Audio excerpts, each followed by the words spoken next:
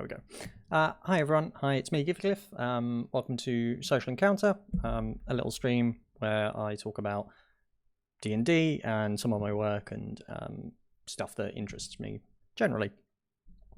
Word of warning, I have had a bit of a cold the last couple of days, so if my voice goes or I cough everywhere or anything of that ilk, just be aware, because I've been coughing a fair amount and it's been extremely annoying. But it's fine.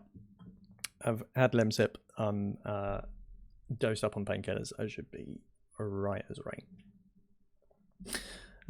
Hey Strider, how you doing? How's your week been?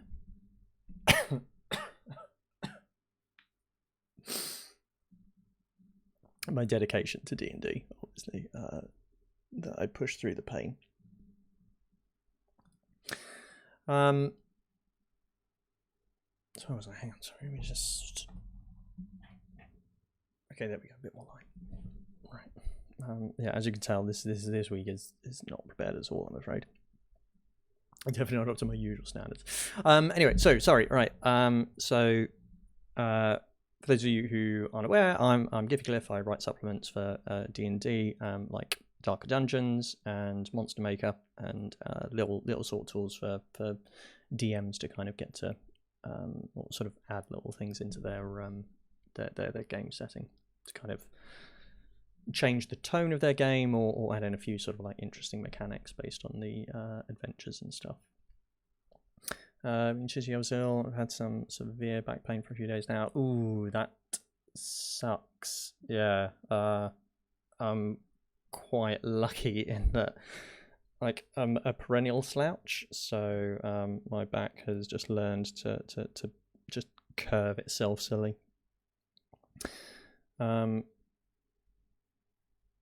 Also, one of my baby birds died today.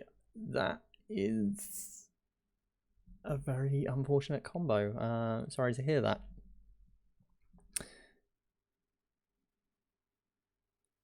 Bear in mind, I don't know anything about birds, but like what happened, if you don't mind me asking?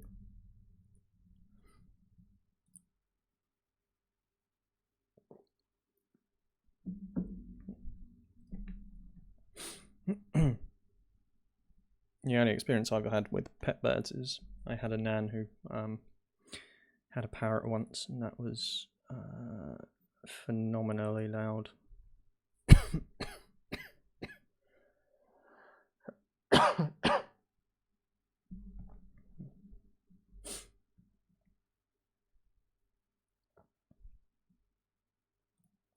It's a finch.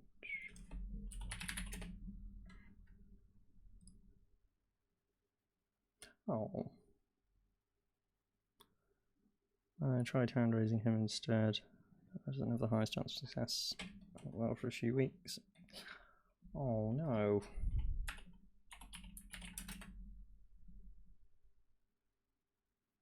Oh.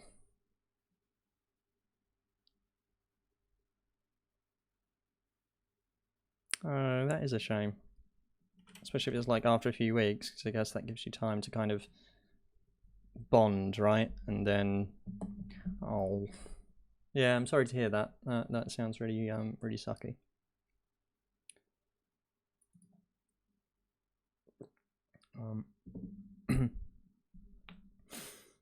Yeah, like I've always. It's not the first time, so I purposely didn't name it yet. Oh, okay. Is this something you do quite often?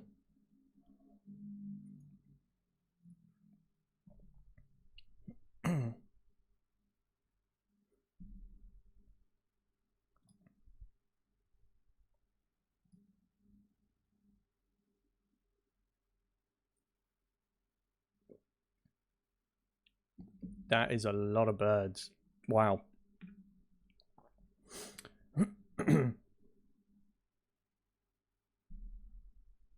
That, yeah, I can't even imagine like how much space you would kind of need for that. Wow.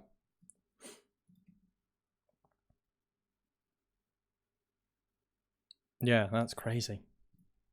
Yeah, good on you. Yeah.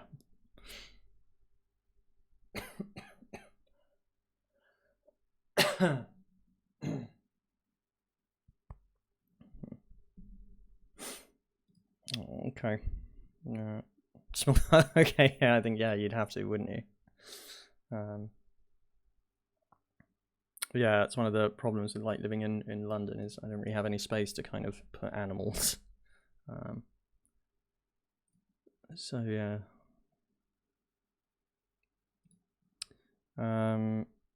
So can I ask a question about the short rest bit of Darker Dungeons? Yep, absolutely. Like go right ahead. I mean, this is, I can be. This is a good opportunity to kind of ask questions like that if you have them. So yeah, definitely drop it in.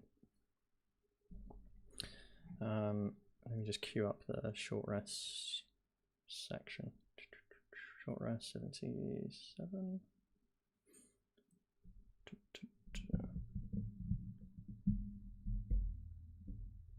Oh, sorry, am I sounding very quiet?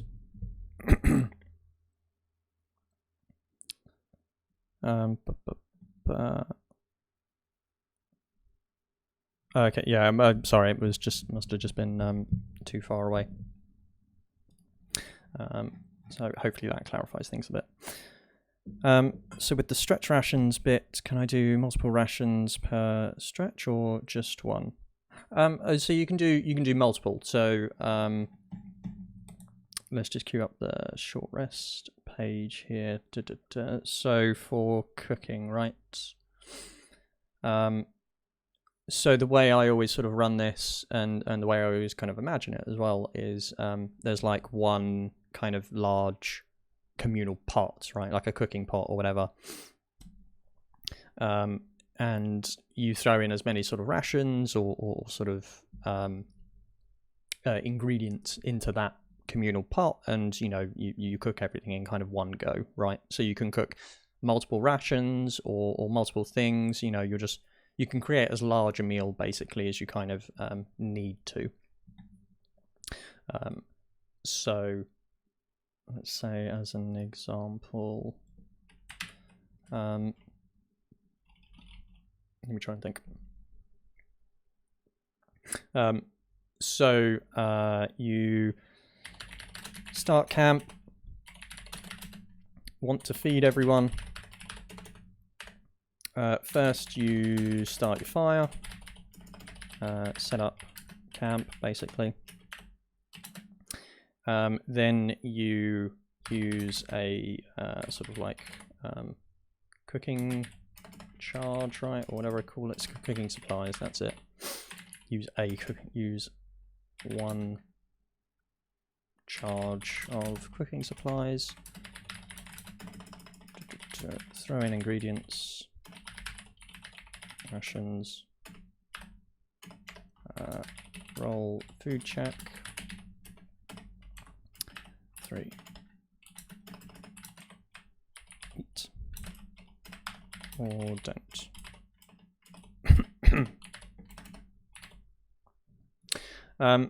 So this is sort of like the general cycle as it is for me, and hopefully what I've written kind of like follows that as well. This leads to another question: how many charges do cooking supplies have, or is it just a term? Oh yeah, this has come up a couple of times actually, because I think I forgot to throw the charge on them.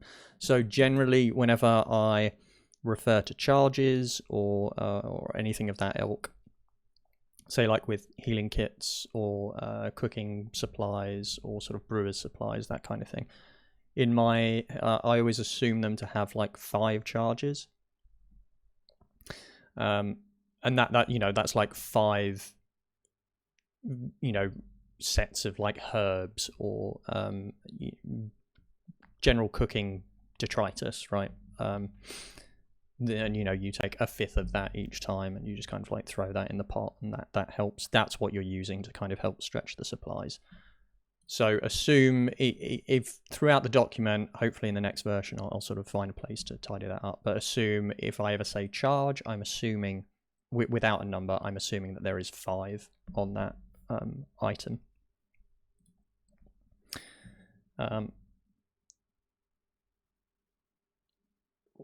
Not least because those are usually some, those can also be things that charges like that you can kind of replenish as well, like with checks or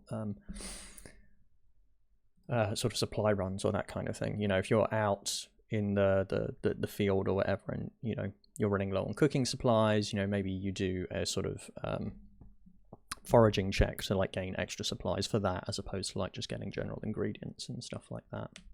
So it adds a few, like another sort of little twist or thing to just kind of be mindful of, like when you're doing long journeys, that kind of thing. Does that help? Hopefully. But obviously, I can drill down further if there's something else that needs elaborating. No worries. It can sometimes be because I have quite a lot of plate spinning at the moment. Sometimes it's hard for me to focus on like the forums or Twitter sometimes. So obviously, if you have any questions, this is sometimes a good time to nail me down and just kind of like drop a question in. My players were just getting concerned about starving halfway to a ruin. Yeah, that is a sort of a common fear.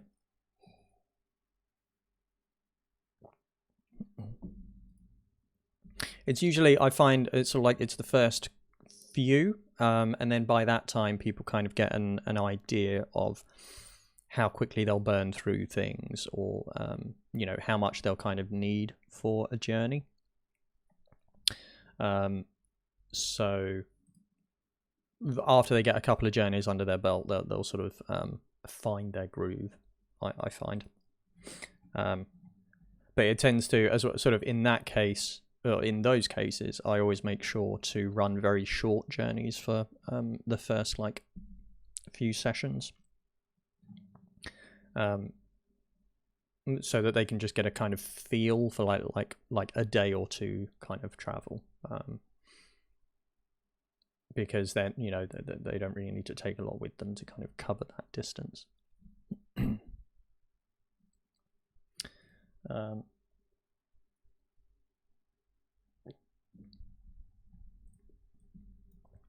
But yeah, stretching rations is definitely sort of useful for that kind of thing if they're caught sort of unawares. But foraging checks also kind of like help a lot with that. I find you can get a lot of extra rations if you've got a decent forager, right, like a ranger or someone. iParsi has Goodberry. Yeah, the worst spell, one of the worst spells in the game. I think. I mean, like I nerfed that sort of pretty early on, right? Because you just kind of have to. Where did I put it? Oh, it is back in the camping section, isn't it? Yeah, so like this whole section on magic spells and things, like I had to create almost immediately, because so much of magic is just get out of jail free stuff, right? Like a Goodberry giving, like just one item giving you full sustenance for an entire day, right? I mean, it's just, you can't run a journey story on that really, because people just cast Goodberry. I banned Goodberry. That is definitely one way to stop that from happening. I try to ban stuff very rarely. I just like to really reduce its efficiency.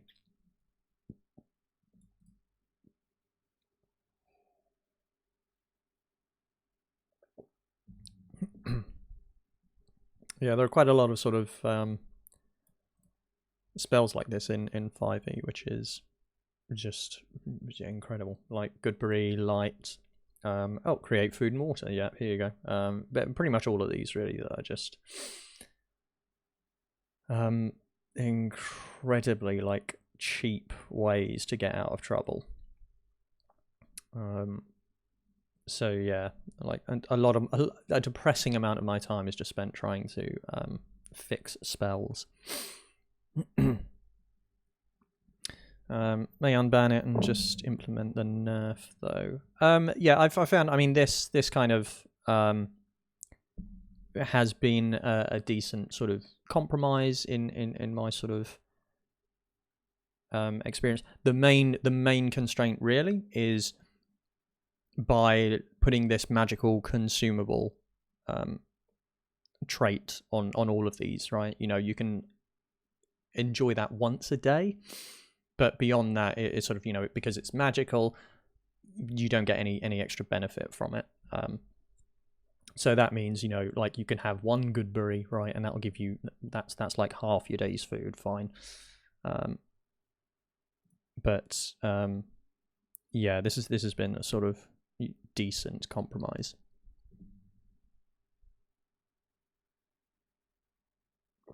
But banning it outright is also, you know, just as effective. Didn't want to take that away from my players. Yeah, it's kind of like it's very tricky. Like players can react unfavorably sometimes when you kind of take toys away from them. So that's why I tend to prefer sort of nerfing them, because then you can, then it's like we're compromising here, right? You know, yada yada yada.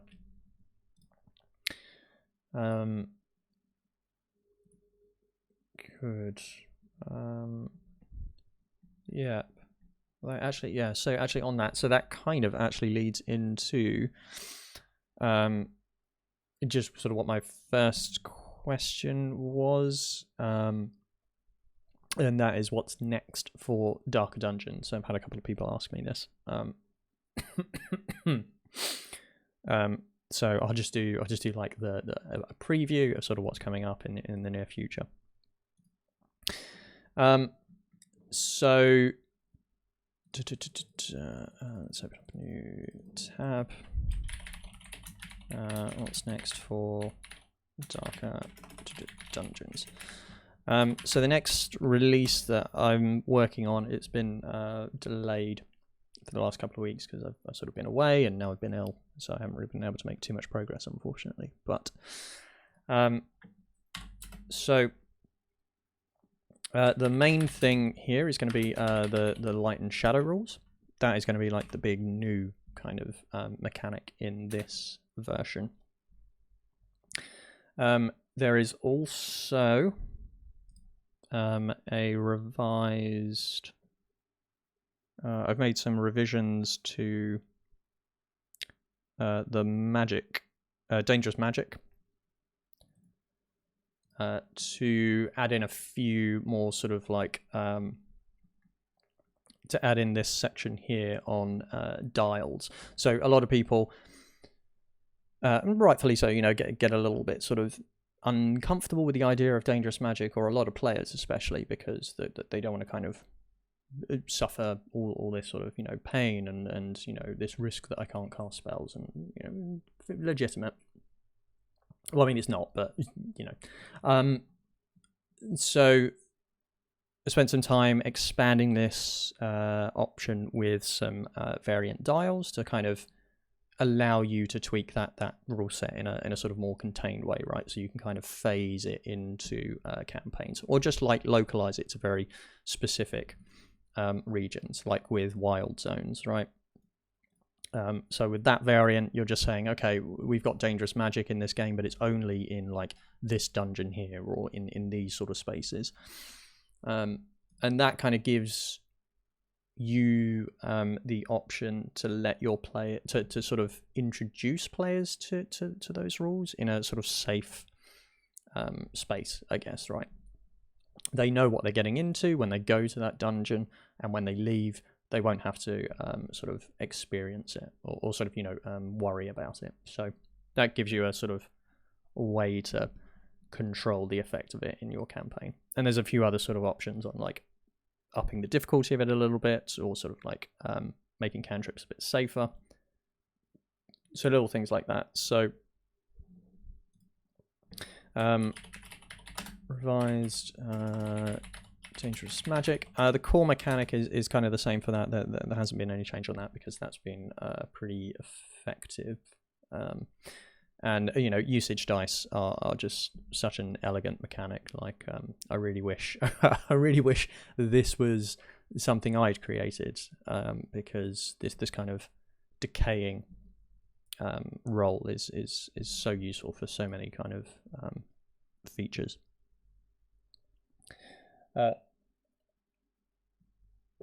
So revised dangerous magic. What I'm currently working on now is a whole new set of class changes. So this is kind of like a very rough preview at the moment. I haven't kind of finished it yet.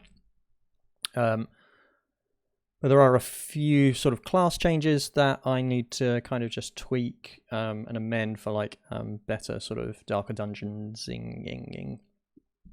And also it just kind of irons out a few other kind of quirks that and annoyances I've had with 5e. So for instance, removing the exhaustion kind of quirk from the frenzy trait for berserkers, right? Now that is just going to kind of rely, or it's going to burn through your hit dice first, and then once you're out of those, then it'll start stepping into your exhaustion. But this will hopefully make players generally enjoy that path a bit more, because it's very, players don't seem to enjoy the frenzy or as much as you kind of would want them to, right, if they pick that class. And I don't really like class features that are that situational or like that anti-thematic. If I'm a frenzied barbarian, I should be able to happily kind of frenzy, right? That's my thing, right? Don't hamper me with exhaustion, especially when it's very hard to kind of get rid of exhaustion.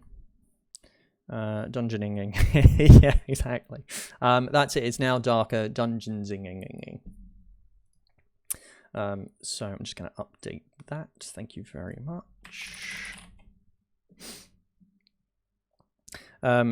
So a few other sort of systems around that as well for like clerics, and sort of making it easier for the monk to kind of cast Way of 4 Elements. Druid, Wild Shape, I'm doing a couple of minor revisions on.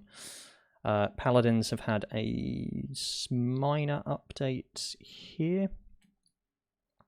So because Divine Smite is almost, in my experience, the only smite spell that ever gets used, now in my games I allow, anytime you would be able to use Divine Smite, you can choose to use one of your other smites if you have them sort of ready. And that has helped lead to a lot more sort of versatility and utility of those sort of spells.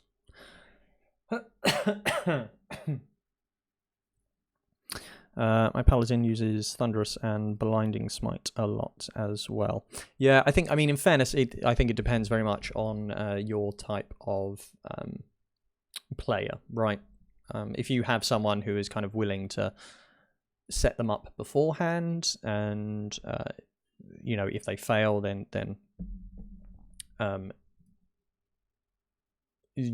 like you keep it up with the concentration, then it's kind of okay. But this in my experience has kind of led to that, has led to them relying a lot less on Divine Smite, which was sort of one of my long-term kind of goals, because I like to see a bit of versatility on the battlefield. So Rangers by default will get Hunter's Mark, because what else do Rangers kind of use their spell slots for if you don't do that, right?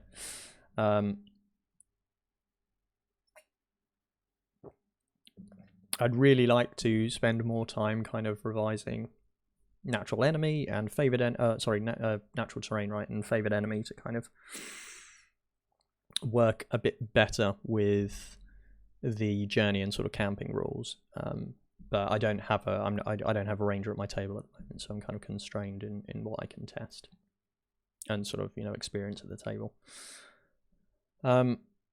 Warlocks have had a big overhaul.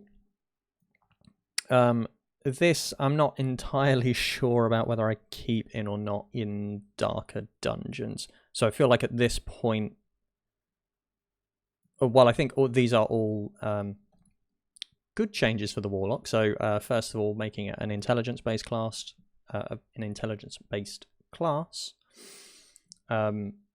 and all the associated changes with that. Making Eldritch Blast a class feature, so it is no longer a cantrip, and nobody else can kind of learn it. You have to become a Warlock to learn Eldritch Blast. And some minor changes to the invocations. These haven't changed since 2.1.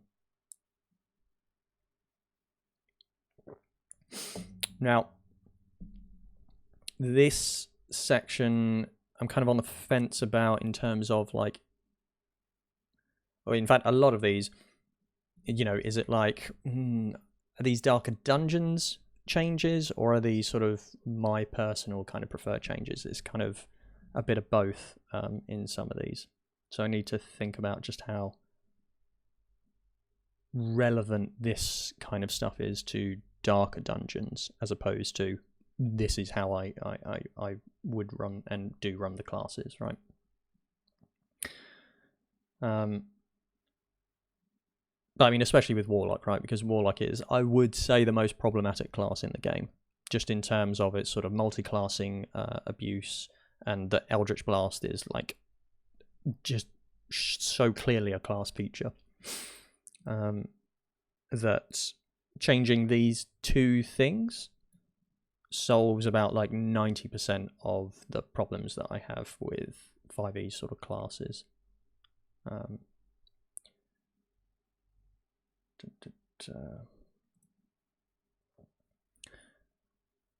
A lot of the knowledge's power is just int charisma, right? Well, charisma to int, but yeah, basically, I mean, this is all just kind of like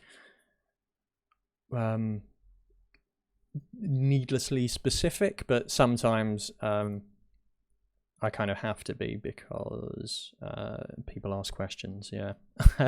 Because some, I just know that if I write, if I don't include like agonizing blast, then someone will say, well, you didn't kind of. I mean, I just made it optional. Yeah, exactly. So that's kind of where I'm gonna sort of again, kind of reinforce, or certainly like down here, I've put a note, right? That while I recommend this almost as like a core 5e change, making it optional is certainly like a thing. In fact, and all of these class changes generally are kind of optional, right? You can easily run the game kind of without these. One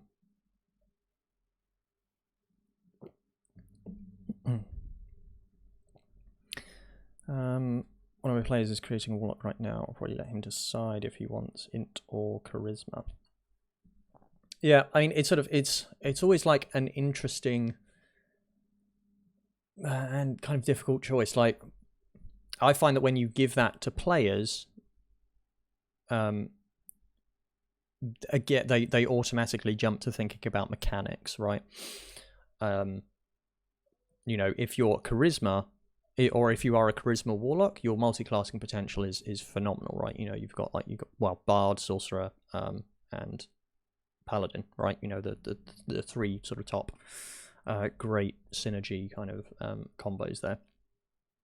Whereas if you go int, you've only really got wizard, which I love that because the warlock and wizard, they're so like thematically kind of like the story overlap there is perfect. Anytime you hear about like a Lovecraftian kind of, like, I mean, it's always like a wizard who delved a bit too greedily and too deep into eldritch lore, right? And then now he's kind of pacted. He might come by later to talk about a homebrew patron. Oh, cool. Yeah, fantastic. Like I say, we'll move on to sort of like homebrew material and stuff later, because because I spend so much time making stuff, I actually have very little time to kind of look around for anything that's kind of cool or interesting. So if you have anything in mind, then definitely kind of like this is a good place to get it in front of me. Also in Darker Dungeons, int is actually a good stat. Yeah, thank you. Yeah, I mean, that was definitely sort of one of my goals with this rule set, because it's I mean, it's just embarrassingly bad in 5e. So all these sort of like little you know, making it initiative kind of based off it, and all these like making languages kind of key off it, just anything to kind of give it a bit more flavor and a sort of utility. It might be best for him as the player isn't really high charisma. Brilliant. Well, that's good. Now he's got the option. I love Wizard Warlock hybrid, loads of debuff potential with much insanity. Yeah, exactly. Like, I think the combinations there are, to me as a DM, much more interesting from a story perspective. Than any of the other sort of, you know,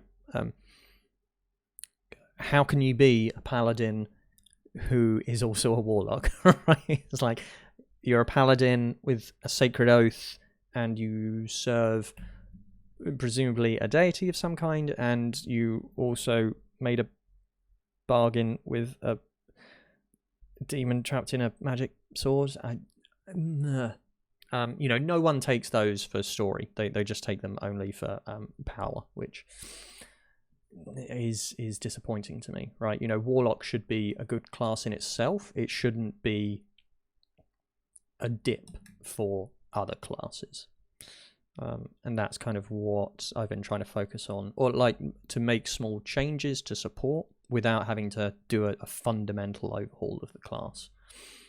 You know, I think this and making Eldritch Blast a class feature that scales with Warlock level, not with character level, helps keep that class contained, and keeps its own sort of unique flavor with Eldritch Blast, right? No one else should have Eldritch Blast. It's a Warlock thing. So yeah, I think I'm working on this chapter. Oh, cool. Yeah, and so a couple of other minor tweaks as well that will be coming up. So Arcane Recovery, currently in the raw book it says you can use that once per day. Definitely not. That is only a once per long rest ability. Because wizards shouldn't be getting all their spell stuff back. Who should be getting all their spell stuff back? Sorcerers. So this kind of is to address a couple of issues I've noted with the sort of the long rest period. Sorcerers can sometimes tend to underperform or feel a bit neutered compared to, you know, the sort of the casting potential of the wizard, or the, you know, regenerating power of the warlock, right? So to help address that, we add in a couple of we add in one main tweak here, where sorcerers will now get sorcerer's recovery, which gives them 2 expended sort of sorcery points at the end of a short rest, and that helps give them more long form kind of flexibility with their sorcery, which allows them to do more meta magics and just have a bit more casting potential, without kind of becoming too overpowering. You know, that's very much a slow burn. To pair with that, we also have to kind of control flexible casting a little bit. In my experience, the minute you start doing something like this, a player will simply say, well, I'm just going to take like 5 short rests back to back, and I'm just going to create 5 new first level spell slots. Actually, I'm just going to do that for like the whole week. So I'll start the next game with like 27 first level slots, right? Cool, thanks. Absolutely not. Which is why flexible casting now only allows you to recover spell slots. You can't just create brand new ones. so that again kind of keeps your sorcery power a little bit contained. So it turns the sorcerer into a sort of more gives them a bit more flexibility, some more casting power, which is always good for the sorcerer because they shouldn't be overshadowed by the wizards in every sort of opportunity. And kind of ties in with that sensation of being like a I am a font of magic, right? This magic power is channeling through me, right? So I should be able to like get more magic power, right? And hopefully, yeah. So hopefully this will help address some other issues people have had with sorcerers in Darker Dungeons games. The other change they get is spellcasting focus. I'm a sorcerer. I don't need to hold a orb or wand or use a component pouch because I'm an agent of magic, right? So sorcerers don't have to have a spellcasting focus. They are their own focus, which helps to give them, I think, a little bit more of a unique identity as a sort of spellcaster. You know, a sorcerer shouldn't just be a lesser wizard, right? They are their own thing. So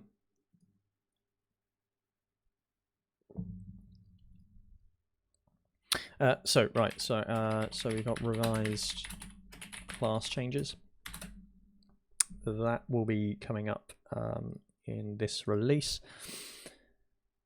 What else? So there will be some quick start sort of journey options. So at the moment it can be, making journeys can be fun, but it is a process that involves a lot of sort of dice rolls. So I want to just have a table of sort of quick start journeys that you can just roll 1d100, and then you pick from this grid, and it will give you 6, 5, 2, 2, 7, right? Not 7. But it will give you the starting seed for a journey, and then you can just run with that rather than have to like keep rolling all those dice.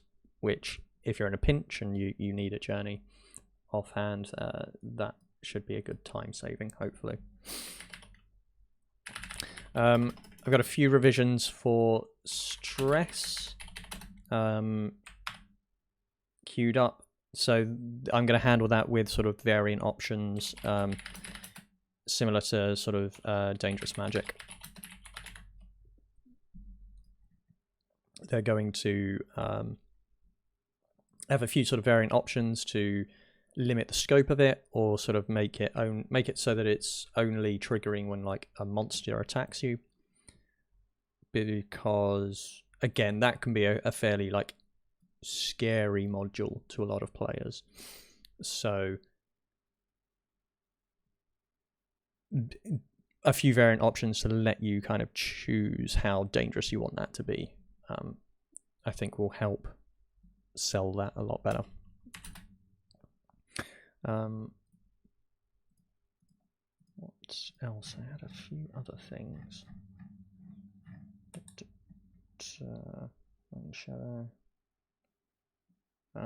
Long resting. There was some like clarifications on long rest, downtime, magic, etc. Just a few little sort of changes that I need to make around that, just to clarify some of the wording or some of the experiences people have had sort of running that. Possibly a guide on running a long rest game, but this might be pulled out as something separate, at least at this particular time.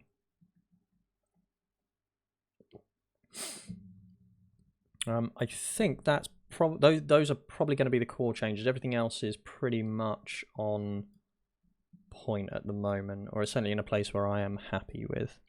Except inventory space.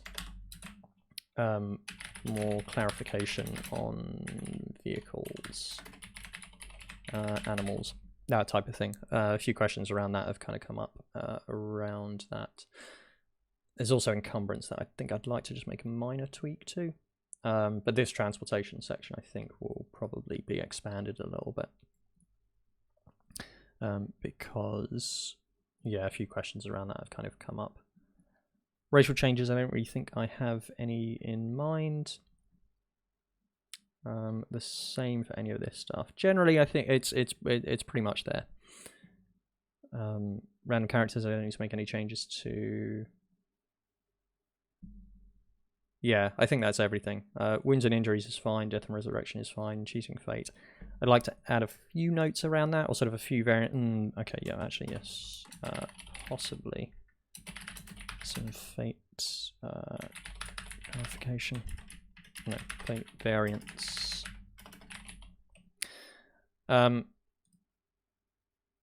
Yeah, there's a few options I have in mind about using fate points that could be interesting or sort of help how people use those. Oh, here we go. All right, this actually could be a big one. Survival conditions. Streamlining.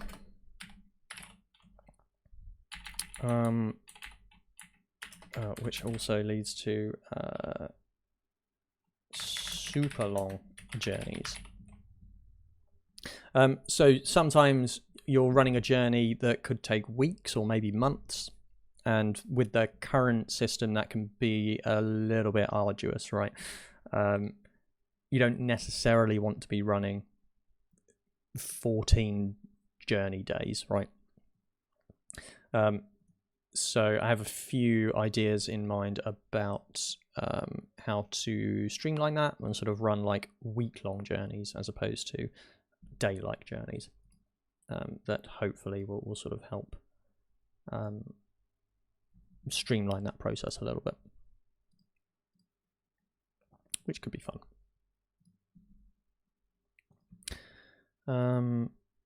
Good. Yeah, so I think that's everything that is going to come up. Actually, darkened character sheets. Some people were commenting that the current character sheets don't print very well on some printers, so I'm just going to kind of darken the greys on that and make that easier to read.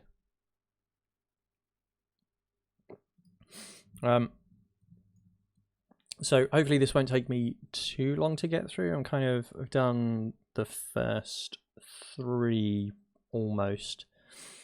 And I kind of have notes on the other sort of chunks. So hopefully, maybe if I'm lucky and I don't continue to be ill, maybe I'll sort of get this done in the next week. Might be a bit of a push, but fingers crossed.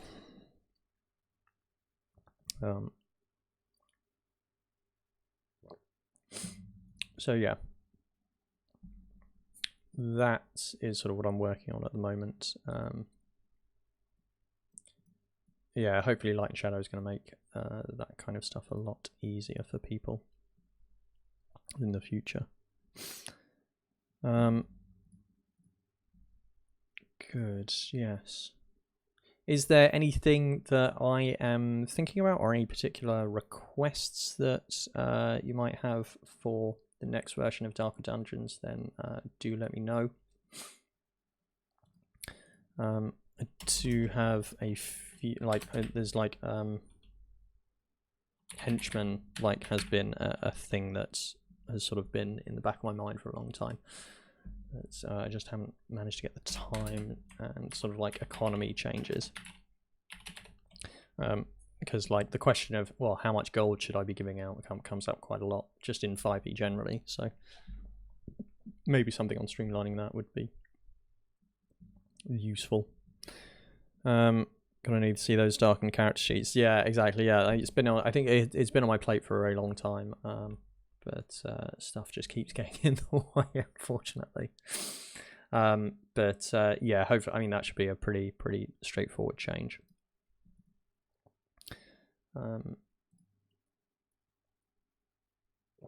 Yeah, I think because I didn't really realize. I think because they print okay on mine. I think I just based this grey actually off the default sheet actually. But yeah, I had no idea that it would be so so problematic. In fairness, actually, I mean, yeah, just looking at this, that does actually look very fine. Maybe I just got a very bad printer that doesn't really print light grey. I think that's probably it. So yeah, I'll darken all the text on this, and hopefully that will be a lot easier for people in the future.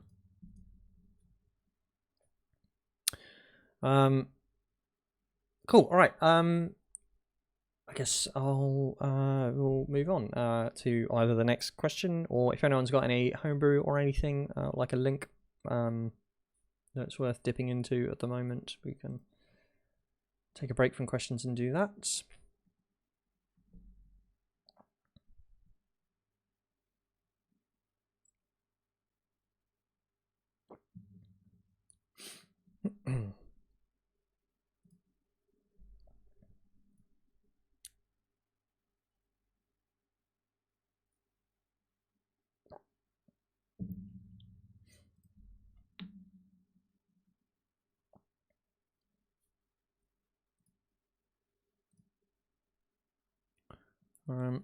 Nope, nothing. Okay. All right, we'll move on then to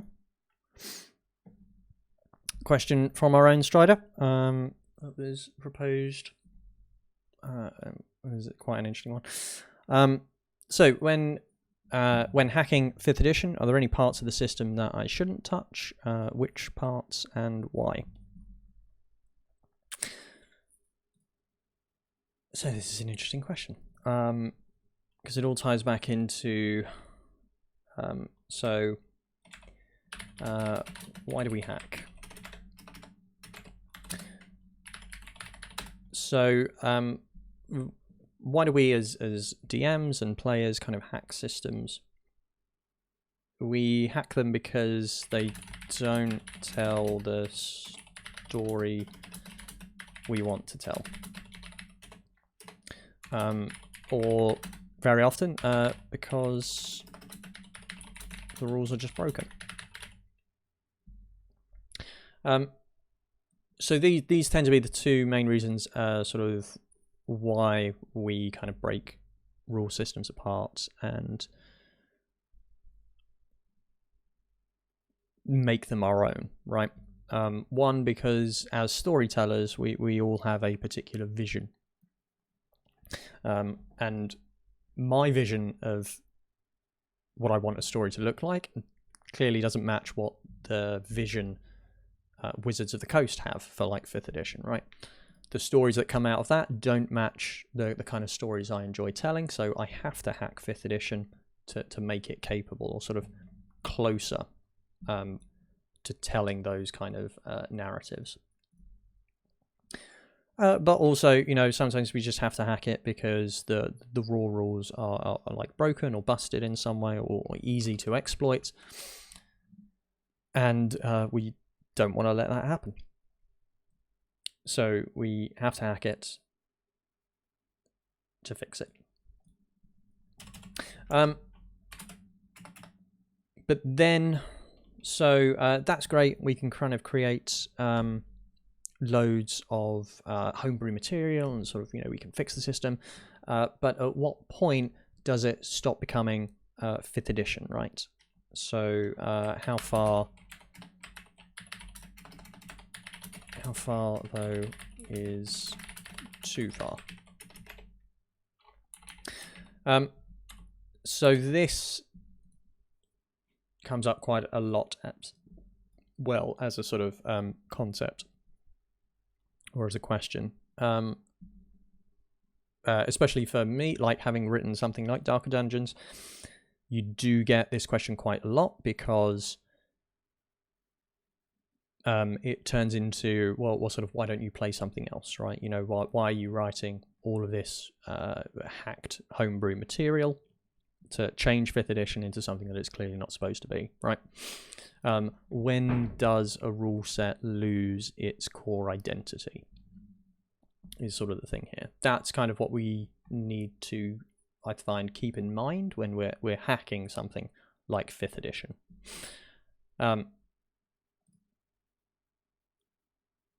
So for that, we kind of need to figure out what the core, like, fundamentals of 5th edition are, right? Things that we definitely shouldn't ever change because that's what 5th edition is, right? You know, like, what is 5th edition? Like, so if we start off with the basics, what is it? It's a D20 game, right?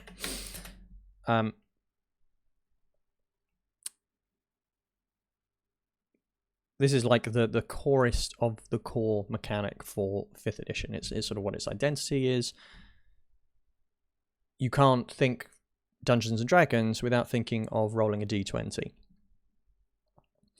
In fact, like any time I sort of get new players in, very often they're surprised that there are any other kind of dice in 5th edition. They just kind of want to roll the D20 for everything because that's what the you know, anytime you see someone rolling it on like TV or on shirts or whatever, the D20 is the dice that is rolled.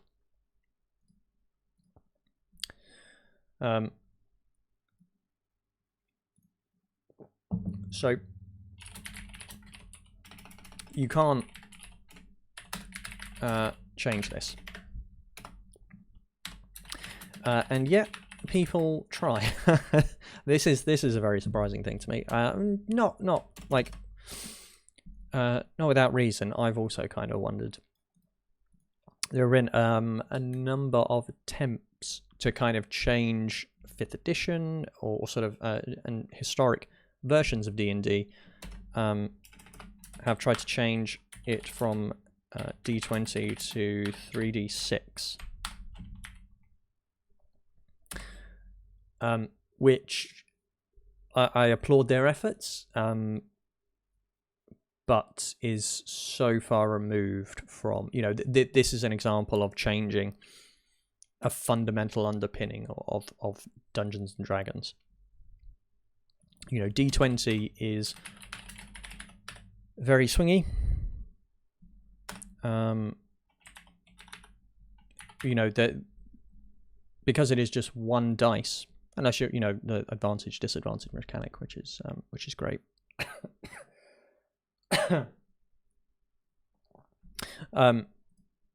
You know, your chance of rolling a 1 is just as high as your chance of rolling a 20. The minute you start switching from 1d20 to like 2d10 or 3d6, you start changing the expectations of the game into something that is a lot more predictable. And D&D is not catered to deal with that. It expects you to be fluffing just as often as you are sort of critting. Whether that's sort of right or wrong, you know, I do, you know, I do enjoy kind of rolling multiple dice when I roll. But I you know, you just can't change this about 5th edition. Like the D20 is so core to its math, its progression, and its like identity that you know, changing the rolling mechanic is really not something that you can do, I think. So what else is in 5th edition that you shouldn't change that I'm sure I have tried to change at one point? Because actually, yeah, sort of going back to the dice, I've tried to do this. I've thought about this myself a couple of times. Like, there are some interesting variants on, like, maybe you roll 2d10 for skill checks. which is interesting, and it kind of, you know, creates a clear difference between combat, which should be like chaotic and swingy, and skill checks, which should rely a lot more on your ability. But again, at this point, when you're changing like core mechanics, you know, you might as well just this is the time where I would say you're writing a new system. So what else does D&D and 5e kind of assume? So races, classes, and now subclasses. So these are kind of core, you know, in fairness, you kind of get these in most games these days. Although sometimes, you know, like your class is your race, or you know, your race is your class, and that kind of thing. But I guess one of the main ones is the ability scores. Strength, dex, con, int, whiz, charisma. These will never change. These are so much at the heart of Dungeons and Dragons that you just can't pull these out, even though there's very good reason to do that with some of these, right? You know, like int and whiz, we're still talking, you know, when did D&D come out? 1970? Like, we're still talking about these two stats, and like, when is it int and when is it wisdom, and which one should I be? Is it really kind of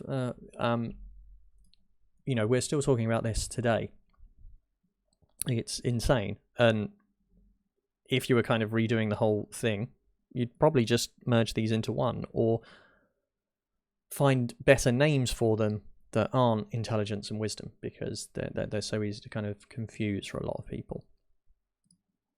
And I've seen many people kind of try to do this, but again, you just can't, because the minute you change one of these, it stops feeling like D&D.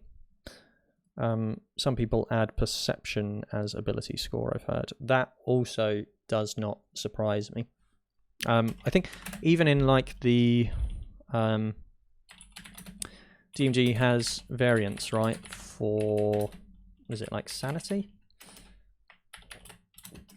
And what's the other one, like honor? See, now these ones are kind of interesting in a way, because they play with the ability score format. Like, these are like your ability score, but also your defense value, and your health, like for it. It's quite interesting. I've never run in a game that has used like honor or sanity in those kind of senses. And in fairness, I kind of wish that I had tried the sanity stuff before I wrote and tested the stress stuff.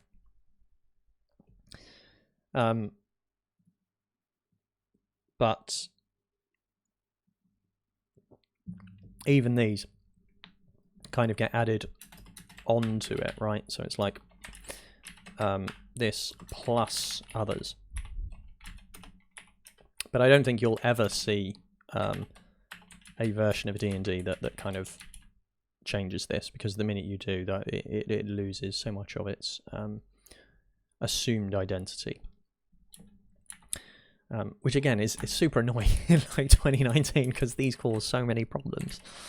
And again, the amount of time I've spent about, oh, okay, maybe there's a way to do that, but it's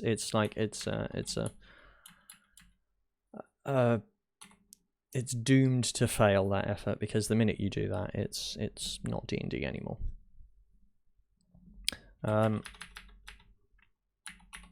So that also kind of leads on to saving throws.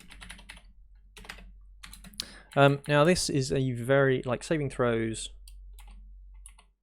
are a very interesting one, because they did change them in 4th edition.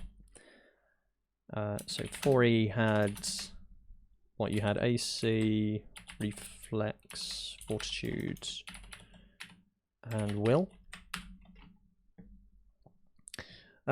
So instead of making saving throws, the person who was attacking always rolled an aggressive action against a static defense that your character had, right? I think it was like like the highest of your strength and your con determined your fortitude. Highest of dex and int was your reflex, and highest of whiz and charisma was your will. And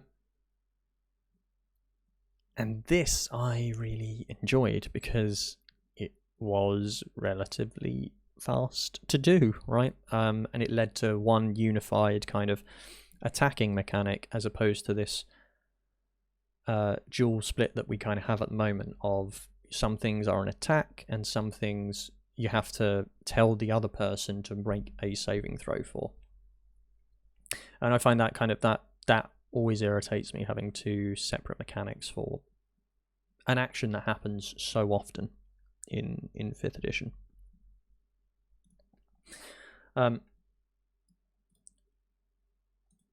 So 4E had these sort of this one attacking action, and every character had 4 defenses, which were very beautiful and very elegant, and everyone hated it because it doesn't feel like old D&D.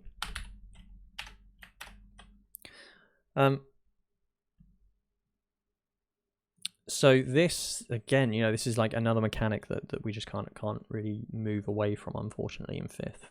And probably not any edition for a very long time, I would imagine, given the success of 5th now.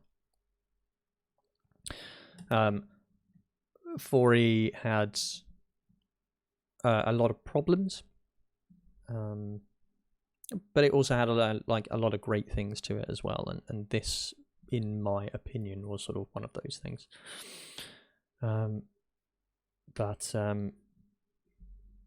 Yeah, much like the ability scores, that the minute you kind of change this, it all kind of stops feeling like D&D, which is a bit of a shame.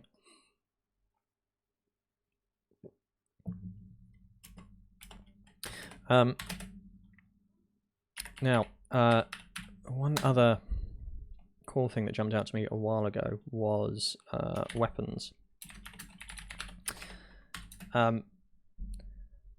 So D&D comes from a very sort of simulationist background, right? You know, it was originally a war game, and then it was kind of still a war game, but it had a few character quirks in it, and then kind of moved towards this sort of character focused game that we have today.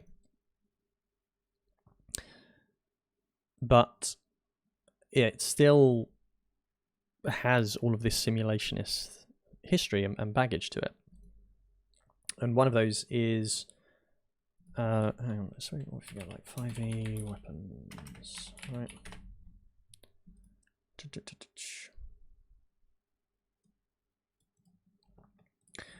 So little things here like weapons having damage based on the like actual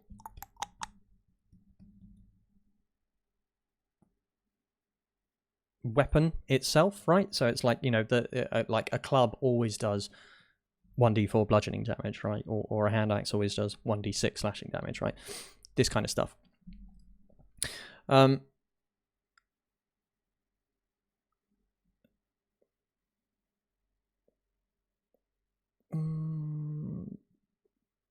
going to assume this is a bot of some kind. Yeah, there we go.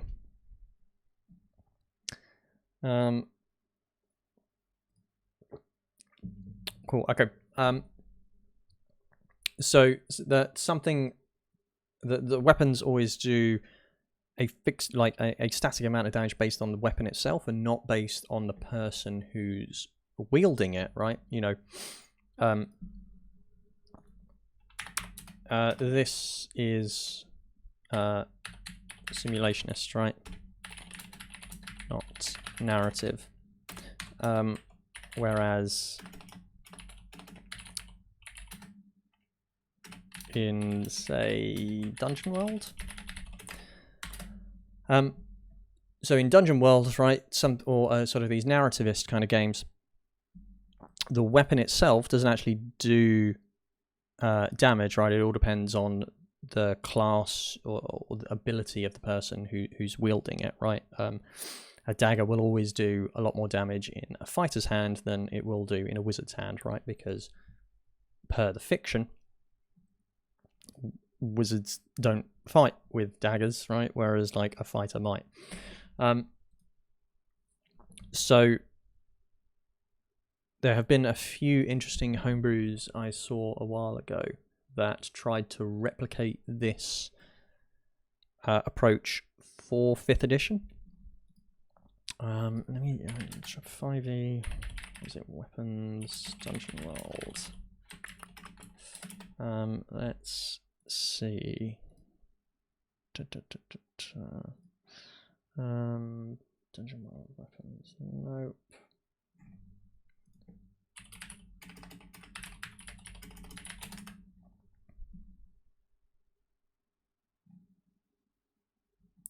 Was it modular weapons, possibly?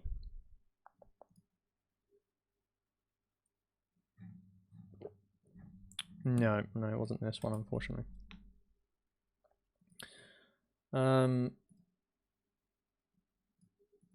Yeah, so there have been a few attempts to kind of transplant this narrativist approach for weapons and gear generally into 5e. And that has been very tempting to me. But in my opinion, it's a step too far away from sort of what the core of 5th edition is, right?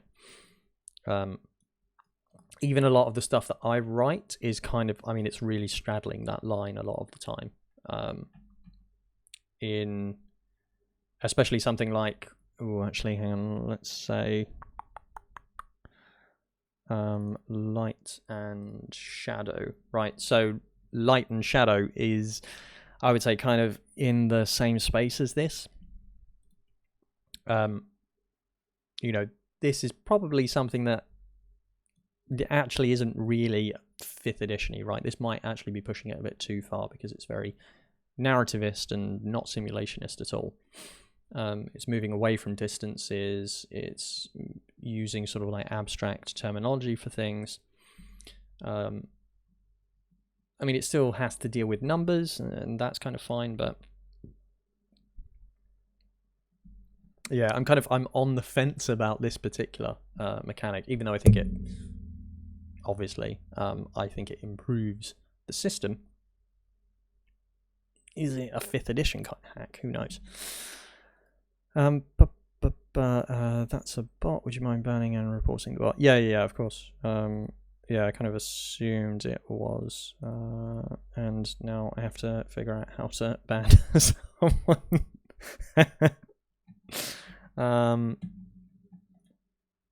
Oh, okay, there we go. There we go. Right click. Yeah, perfect. Done.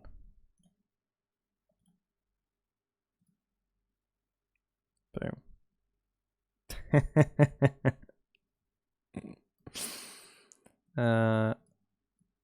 Oh, cool. It deletes all their messages as well. That makes a lot of sense. How do they expect people to get, like, how do they expect to fool anyone with messages? It's like clearly transparent as that.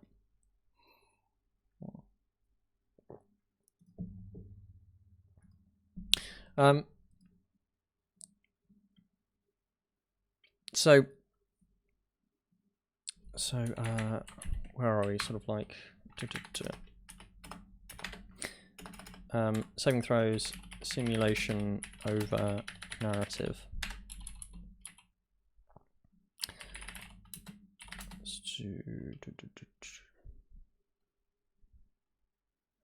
Class-based damage.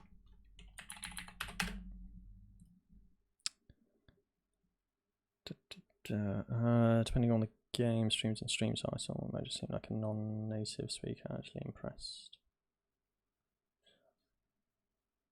Yeah, I could see that. Yeah. One of the perks actually of having like a long title, I guess, is like no one's going to write out the whole thing in a message.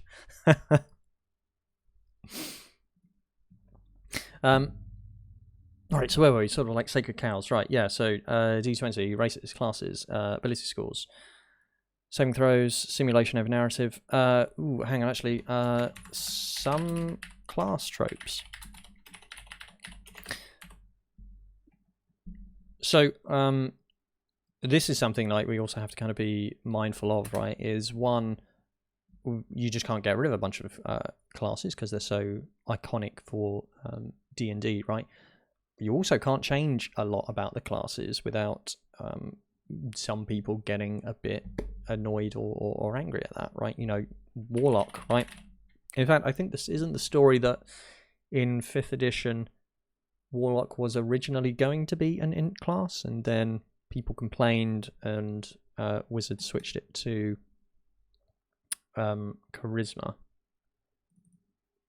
I think that might be true. Warlock originally ints in 5e.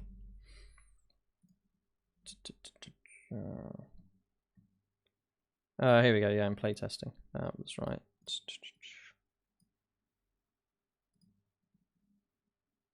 Yeah. So there's quite a lot of historical kind of baggage to do with classes as well that a lot of players are kind of like glued to, right? It's very difficult to kind of change certain things about those classes because it breaks the story, right, that they have in their own kind of head.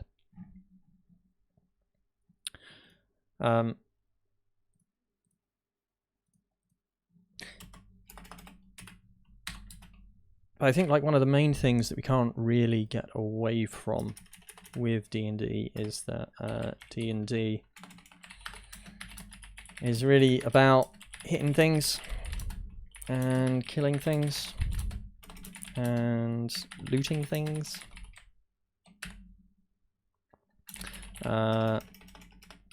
Sometimes not in that order.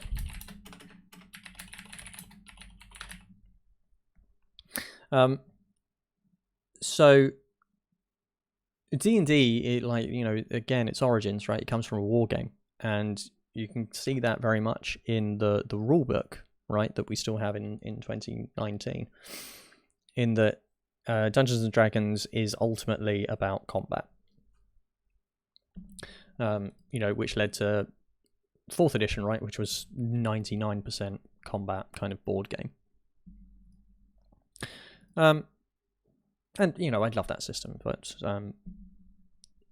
sometimes you want rules that aren't about hitting things, or you want a system that is geared towards, like, fine politic, right? Like, I want to run a game about newbies.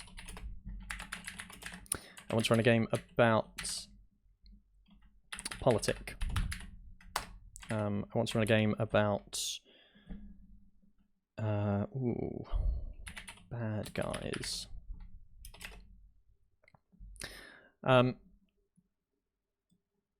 So D&D doesn't really... Oh, yeah, there you go. Yeah, I want to run a game about horses. Oh, or could you? Hang on, actually. So what would we do for this one? So you'd have a horse race. They'd have classes, which would be yeah, exactly. Yeah, there you go. What types of horse are there? So these would all be sort of like your races, right? Classes would be like you know, I'm a racer, I'm a farmer, right? Yeah, like workhorse, right? Racehorse, etc., etc. So player will be home in about 40 minutes. You still online then? Yeah, probably. I mean, officially the stream ends at 10, but my body clock at the moment is a bit screwed up anyway, so I guess I'll be on a little bit longer. We're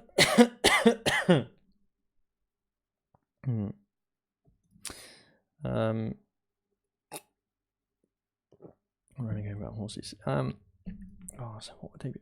Yeah, exactly. Yeah, okay. So we could put horses and things in the game, but like actually, I'm kind of. Maybe I can do a little one shot. Okay, just can't stop thinking about this kind of stuff.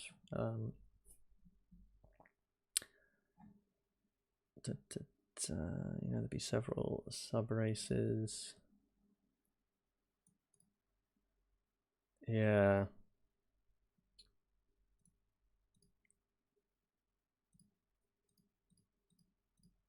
Yeah, see, my worry with this though is like, you know, once you start doing this, then you know, it's kind of like I can tell immediately, you know, the like first homebrew for what would the name of it be? Like D&H, right? First homebrew is, I mean, someone's obviously going to do a half horse human thing. Wait, what am I talking about? That's a fucking centaur, right?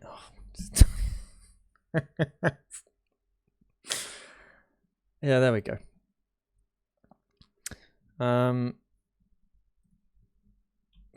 Okay, yeah, there we go. Wake up, Glyph.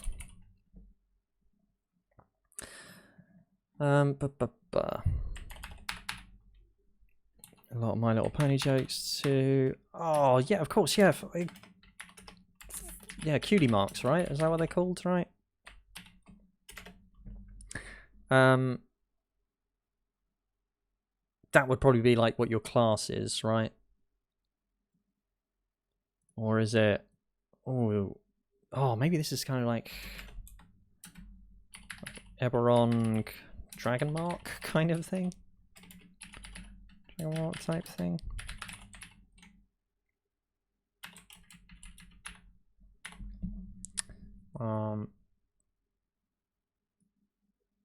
So everyone's got like a unique one, right? But it's all kind of, this is kind of what gives you magic, like you know, Little Pony power, right?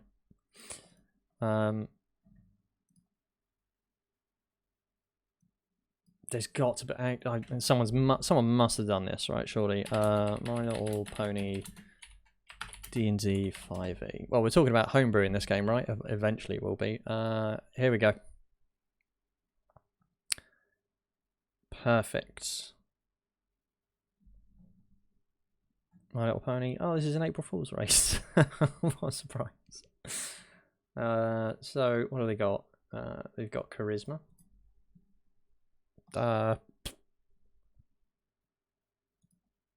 Is almost always good. Almost always good. Advantage on charisma. Yeah, see, this is charisma? Really?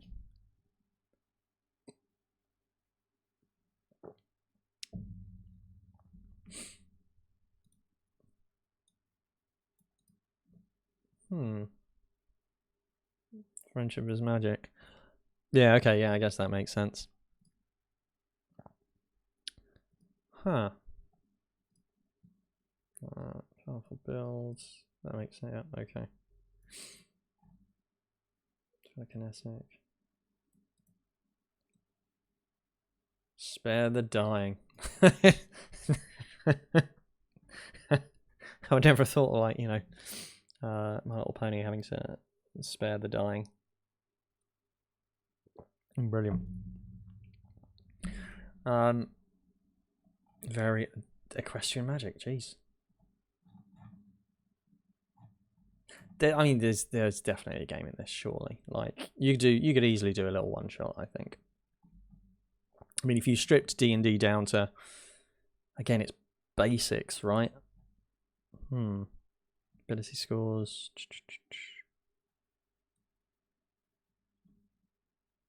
Yeah, you could probably keep all of this, right?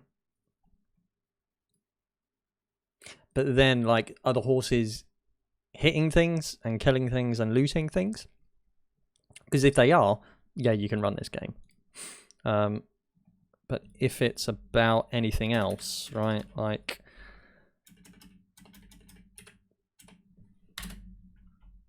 I mean, you'd have to have, like, rules for races, right?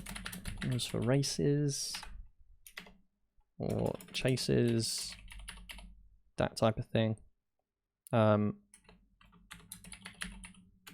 Rules for crafting when you've only got a hoof.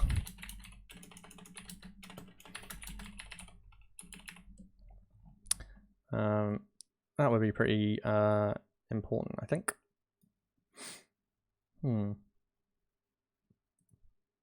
right, I'm putting a pin in this. Right, we'll come back to this at some point. Darker Dungeons is finished. I'm just going to flip it, right, and it's going to be Lighter Dungeons.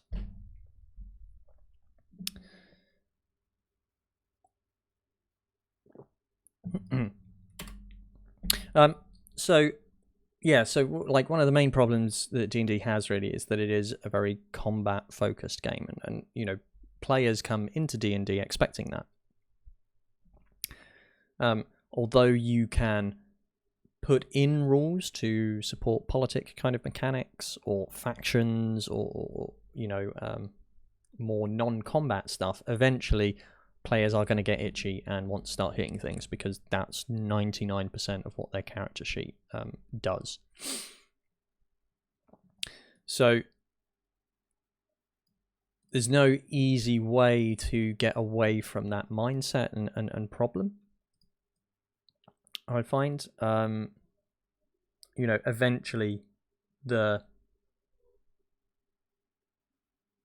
end point is hitting something with a sword, because that's kind of fun sometimes, and I've got all my fun character abilities, and I wanna use them.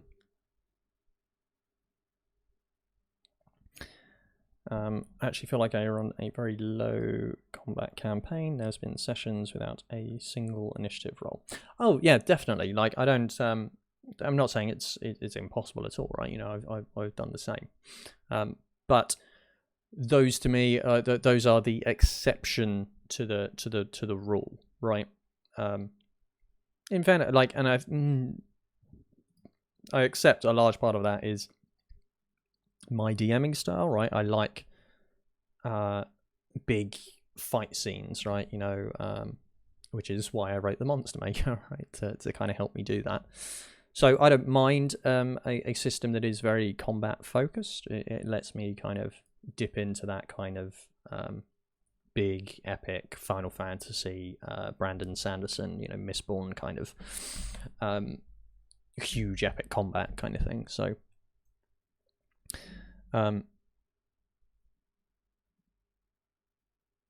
yeah, having a system that's very combat focused is in my favor. I had a problem. So years ago, I ran a Fate game. I love aspects. I love narrative. I love huge, big combat. Whoops. It doesn't really do this.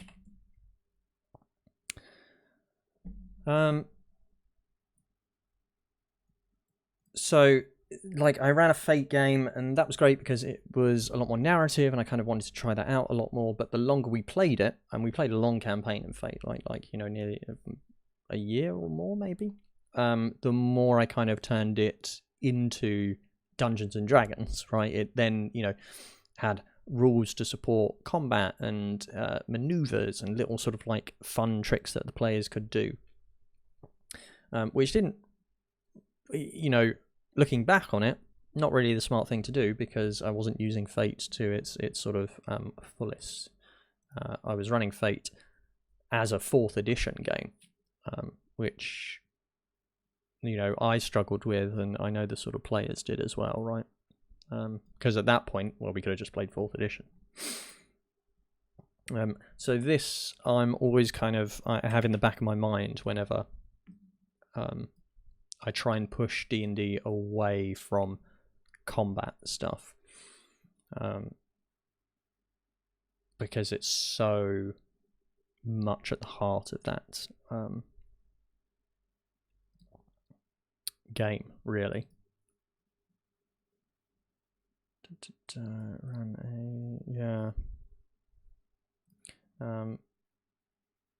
Like there's like I say, with Darker Dungeons, there's a lot of stuff that I've kind of done to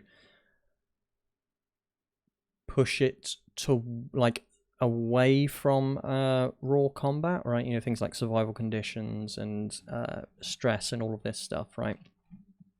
To make it a bit more of a sort of immersive experience, I guess, right? One of my like favorite kind of gaming experiences was running Skyrim with like the Frostfall mod, or like all of the survival mods on and everything, and just kind of exploring that world without fast traveling, and with having to eat and like not stand out in the cold too long because you'll freeze to death. And I love that kind of immersive experience. That sort of exploration really became a core part of that game, which it hadn't been there before. It was just about getting to the dragon, done. But these are always built with combat sort of in mind, right?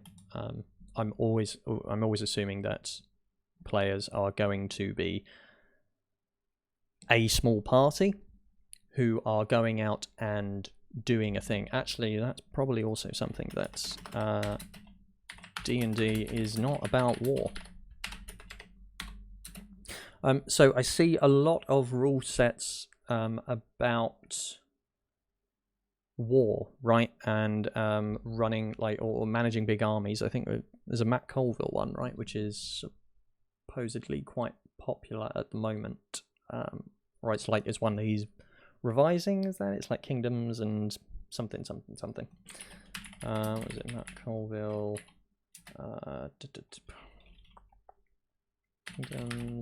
Kingdoms and Warfare. There it is.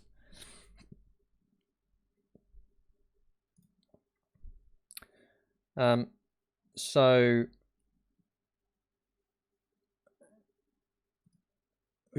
again, like you can kind of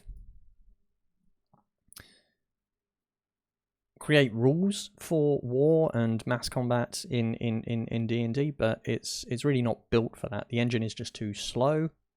The math doesn't like support that kind of combat structure. And fundamentally, like a lot of the people who are attracted to D&D aren't really interested in war, because you lose that character focus. Now it's all about just armies and tactics and like large faceless blobs of soldiers, and and I say that because that's kind of who I am, right? Like I focus very much on characters, and war is something I start to zone out for almost immediately. I really don't like running mass combat in D&D. I mostly use it as a backdrop for the smaller skirmishes that the party is fighting. Yeah, perfect. That to me is almost like exactly the right way to do it. It's kind of like I think Game of Thrones did this really well in the Battle of the Bastards, is that it? Or whichever the kind of 5th season one is, where you have this huge war, but it's all focusing really on sort of Jon Snow and like his constant skirmishing like kind of throughout it, right? It doesn't focus on the blocks of troops kind of moving from here to here. And yeah, like you say, I mean that is the really good way to kind of use war just as a backdrop, because nobody really cares about the simulation at that point. And like I say, D&D is not geared towards running this.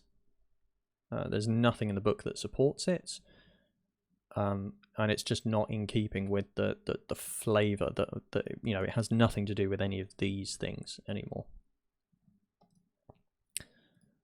Where are we at? Ooh, okay, hang on. The epic battle. The group will participate, but obviously only fight a few guys at once. Initial count 20. Stray arrow hits a random creature. Someone else joins this. 2 fighting dragons. Oh, okay, yeah, that's quite nice. It's almost like a it's like a changing battlefield, right? Which is good because you get to have your cake and eat it, right? You have your war going on kind of around there, and they've got their sort of fight going on, and it is kind of influenced by the stuff that is happening around them. I definitely encourage this stuff, and I do this stuff myself, like a lot of the time, because it's, yeah, exactly, like it's really, really cool to kind of have your fight and another fight kind of going on around and like slowly, or like having an impact on it. I remember as a kid, oh god, what was it? Like I played a lot of Crash Bandicoot 3 when I was a kid, and the final boss. Where are we at? Okay, here we go. Right, so the final boss for Crash Bandicoot 3 is like you versus Cortex. Obviously, it's always going to be, but sort of as your fight is going on, you have this other fight in the middle of it that is kind of causing all of the trouble and the real obstacles.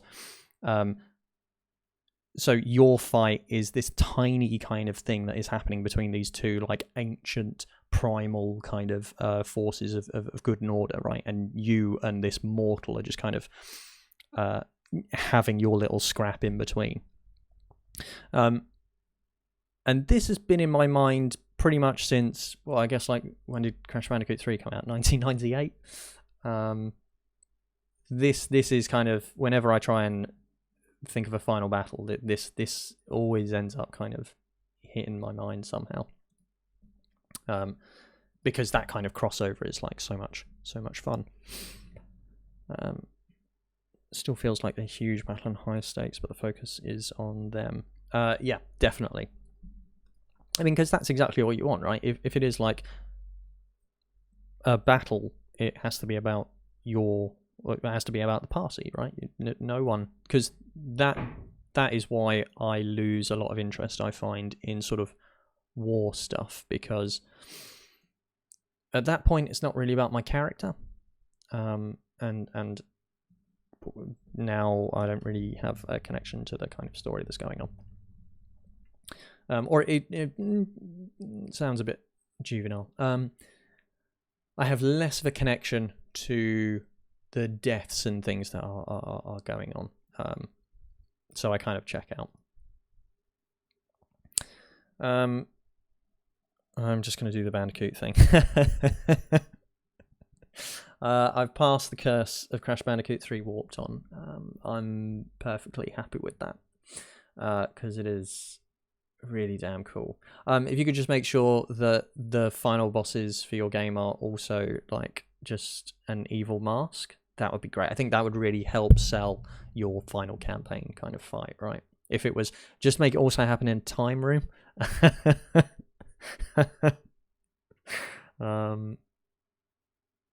Yeah. And it's got like great final, like the music for that level is like so good as well.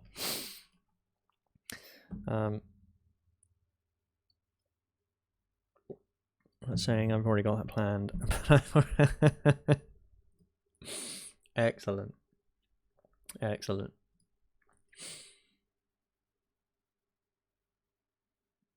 Yeah. I mean this is like a really good way to do it. Yeah, I think this would be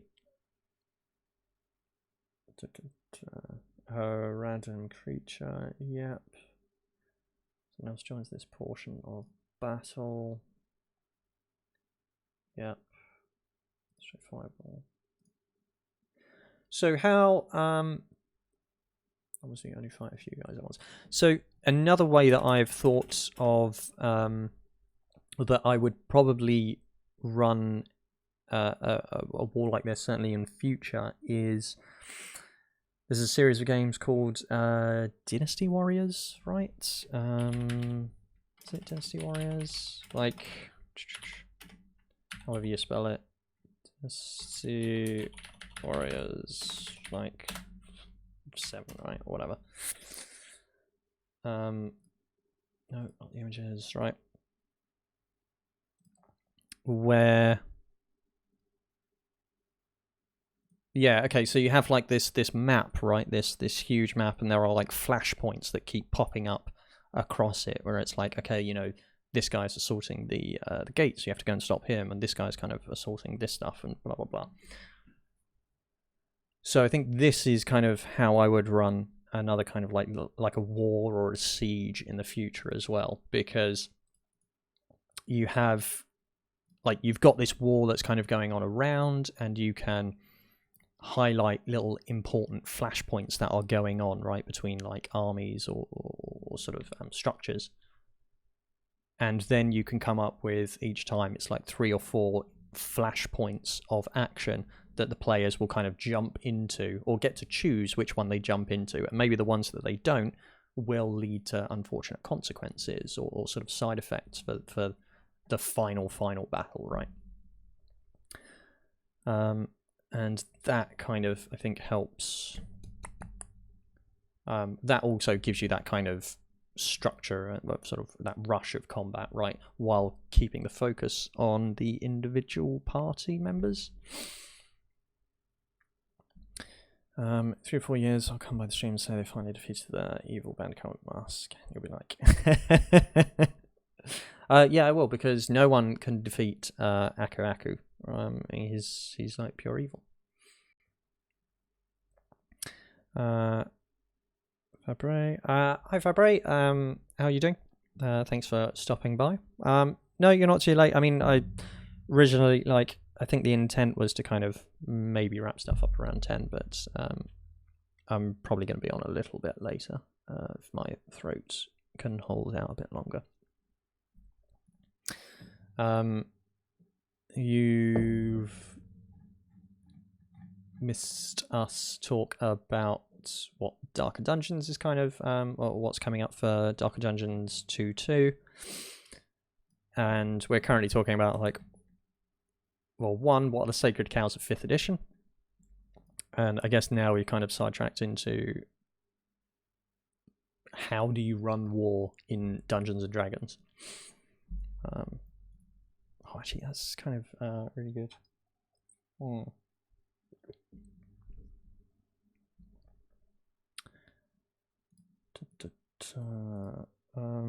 Had a little My Little Pony talk as well. Well, I mean, of course, right? I mean, it's a Dungeons and Dragons Twitch stream. Of course, we're going to talk about My Little Pony. What else is there to talk about?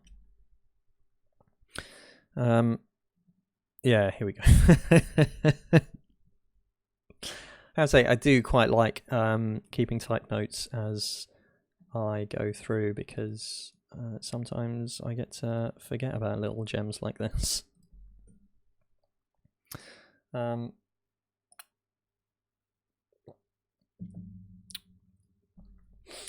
Yeah. What's your experience with sort of like running or playing in sort of war scenarios, Fabre? Have you do you enjoy it, or is it sort of something you kind of try and avoid if possible in games?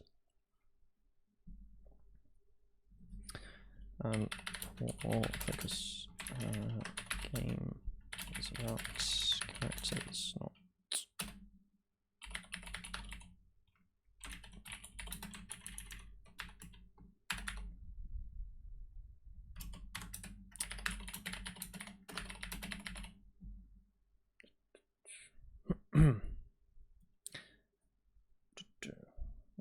Just starting to DM really, and D&D in general. Oh, cool. Welcome to the fold. Are you terrified, or have you kind of gotten through that phase yet?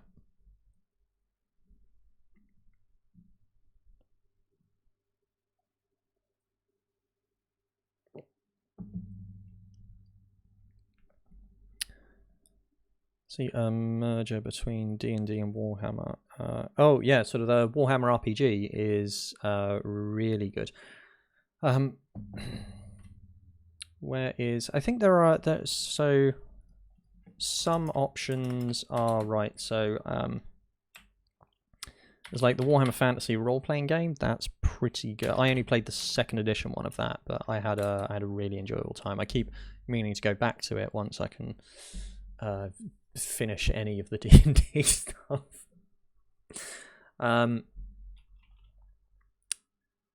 So there's that. There's Shadow of the Demon Lords. I think that kind of has. Oh, although yeah, sorry, yeah, I think. Although again, you know, it's not D20, right? Which, if you're looking for something that is a bit like 5e, Shadow of the Demon Lords. What was another one? Zweihander, right? Has kind of. It's like Warhammer Fantasy, but with the numbers filed off.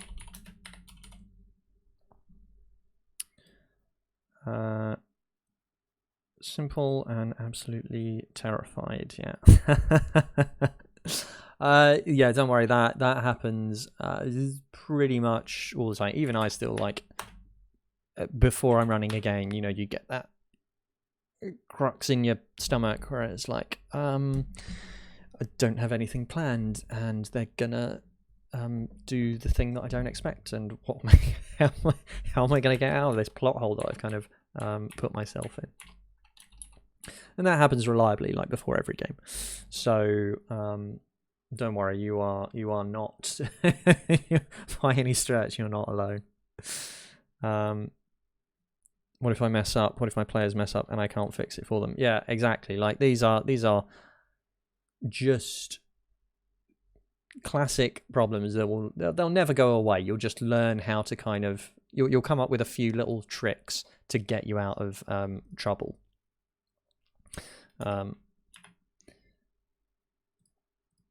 Like, I mean, half the reason I kind of wrote Darker Dungeons was just to give me the improv tools that I needed to get out of situations fast in 5e games.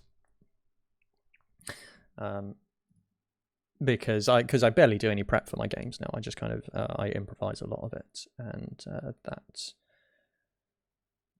that needed a few sort of extra tools for that, but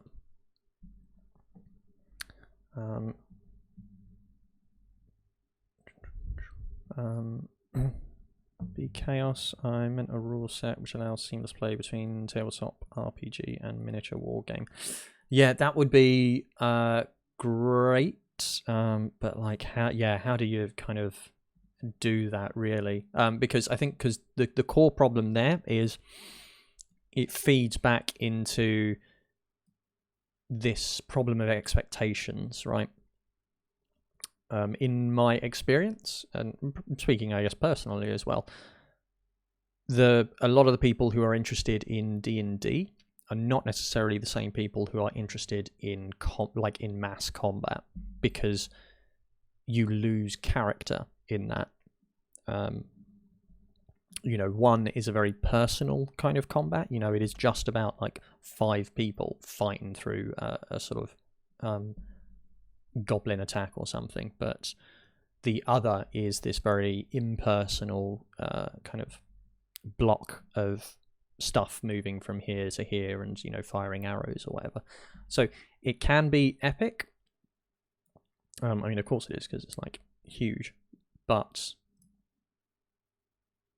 is it going to appeal to the same people who are playing D&D, right? So it's a very tricky thing to kind of get right. It's why, in a lot of ways, I would have been very interested to, like, back in the day, back when I was in like university, my friends and I were playing a lot of Warhammer at that time. In fact, we didn't play Dungeons and Dragons because everyone was too busy like playing Warhammer, and I couldn't kind of get them out of it. So, like, that almost would have been a perfect, I think, pairing of the two, right? Because you could play Warhammer fantasy role-playing game for like your individual for your character stuff, and then when the sort of story necessitates it, you've got the Warhammer mass combat game that you could have just kind of switched up to and just sort of flipped between the two of those as sort of appropriate for your campaign. You know, you wouldn't have to write a whole new set of rules for it. But no, I agree. I would be very interested to see something like this, but yeah, how would it work? I should have a look at the Colville supplement at some point and see what approach he's gone on for that.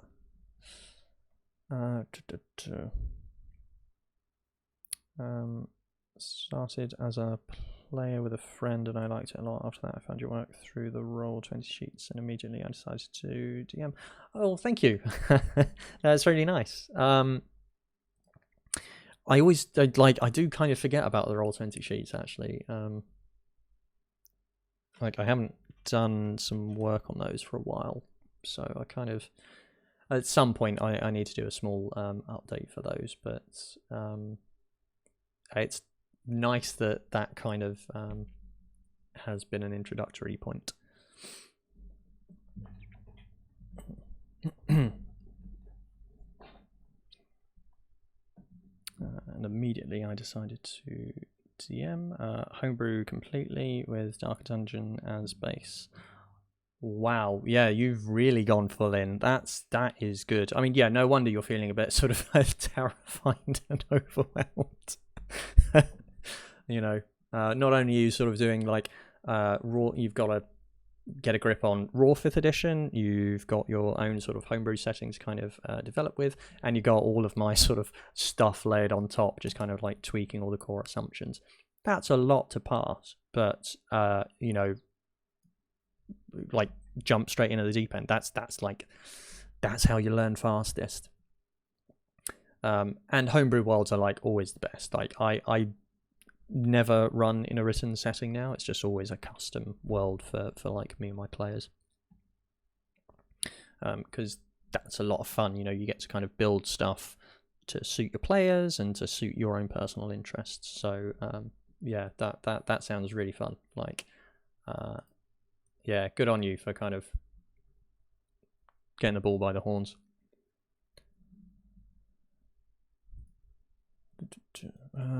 So my player sold his soul to a vampire lord, right?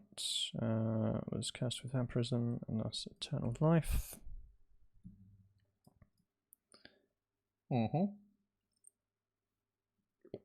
Player selling a soul, that always happens, definitely.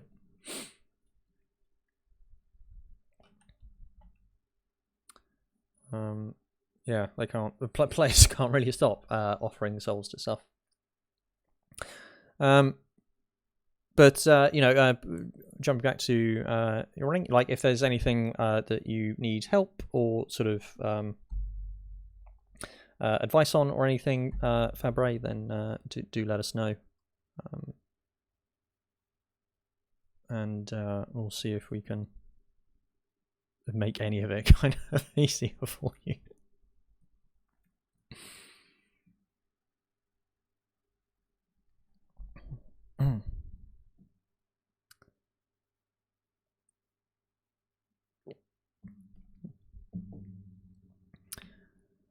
Trying to regain a more body. So they went to their place. Hey, so the party panicked a little. Yeah, I think you would, right?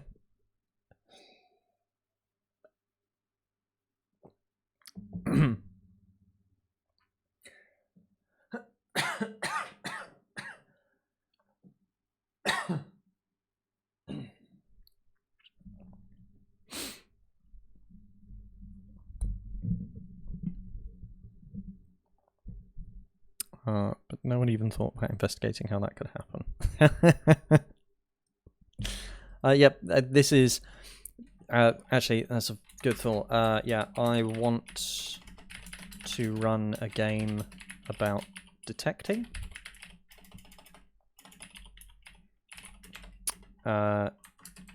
This will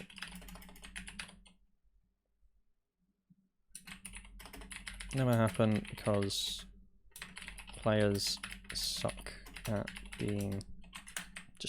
generally at investigating things. There have been a number of times where I've kind of run like little, I've planted like story seeds or things that I'm sure they're going to kind of pick up on, or just little tiny objects that they might kind of find that will hint at some kind of larger story or whatever. And they never investigate or follow up on stuff. So you can't run a game about detectives, basically, because players are awful detectives. They're about as far from Sherlock Holmes as it's kind of possible to get.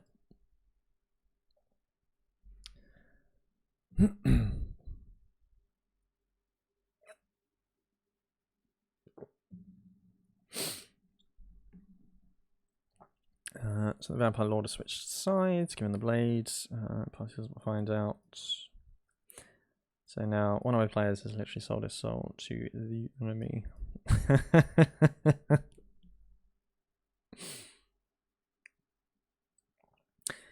Yeah, that sounds very bad. Very bad indeed. It doesn't do damage, it's to make gold. Yeah, I mean that's pretty much the appeal here, right? I mean, like I say, D&D is about hitting things, killing things, and looting things. It's not about finding things or being challenged or anything. It's just about getting that loot. And I've given enough hints. Yep. It's incredible. Like I find that you've only ever got two extremes of this problem. Either players don't get it at all, and you have to eventually just kind of like lay it out right in front of them, because otherwise they'll just be so oblivious, or they pick up on a plot twist way too early, and you have to stone face it and be like, I don't know what you're talking about. I don't know what you're talking about at all. It's always those two extremes. They never clue in when you expect them to clue in.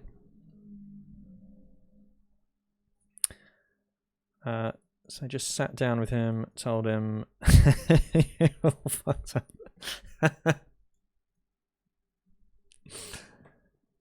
That's pretty ballsy. Like, I mean, yeah, that is a difficult chat to have. How did he react? Oh, okay, all right, that's kind of good.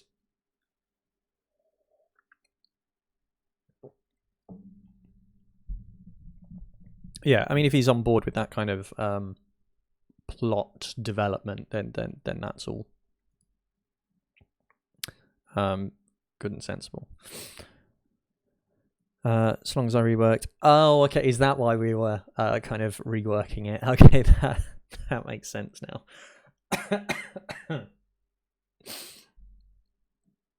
Yeah, there it is.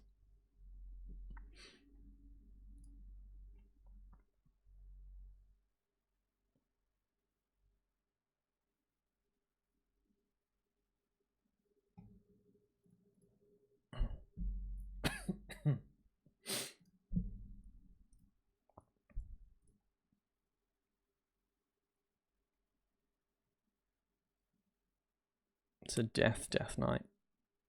Yeah, exactly. It's like death squared, right? It's a deader knight, I think, right? That's kind of the arc, right? You know, you're dead, then you're deader, then you're deadest. No, deadest.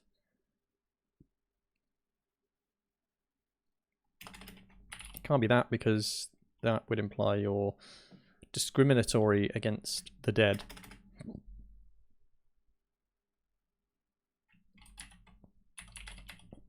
You're greater deader. There you go. Yeah, I think that's a progression, right? Dead deader daddy. Okay. Yeah, there it is. Daddy knight.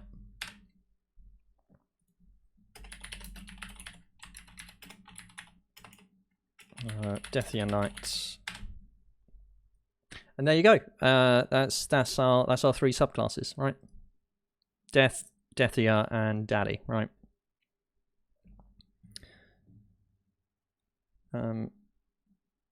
After a lot of brainstorming, found a way to retire his character instead of killing him, so he would have a happy ending. Oh, well, that's cool. Yeah, no, I think that's the best you can you can do, right? I mean, you know, sometimes, you know, and it's good that you've got a player who's on board with this, right? You know, they have to accept, right, that we're all kind of like shackled to the story, and we can, you know, you can chart it a little bit, but you can't betray everything about it, right? There have to be some rules, otherwise it's just chaos. Basically, plot of Wrath of the Lich King. Oh god, yes. Oh, so many good times. And Classic comes out soon, next week, right? Yes. Oh, so excited. Yeah, what is it? Like Daddy Knight, and then just Arthas, whiny knight.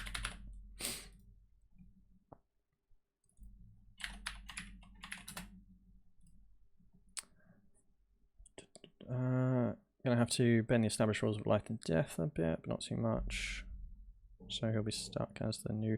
Ooh, cool. Yeah, no, that's good. Yeah, that's a nice little ending, right? Because it ties that character to the objects and kind of brings that arc to a nice story, and gives them an NPC that, you know, maybe they could run into in the future that they've got a connection with. That sounds good. So they'll have all the time in the world while being bound to that location. Oh. Was she undead when they met? Or what did she... Oh, okay, alright, okay. Alright, spoilers off.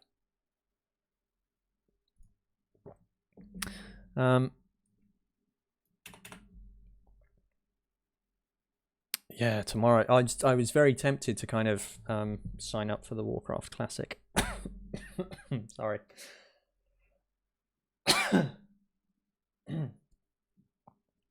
Yeah, I was very tempted to sign up for it, like almost immediately, just so I could start playing. But I reckon the servers are going to be super jammed the first day, so I'll give it a few days, and then this stream is probably just going to be me playing Warcraft for the rest of eternity. Not even raiding. I just like getting to 60. Which is why I should, like, yeah, I do actually really need to kind of get 2-2 finished before I start dipping into that seriously.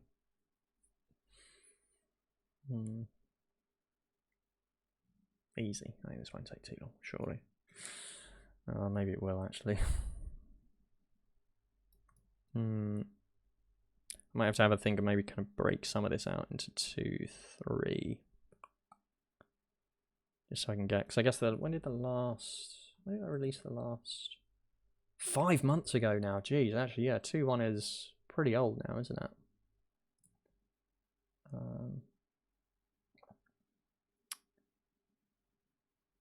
Yeah, I should probably sort this out sometime.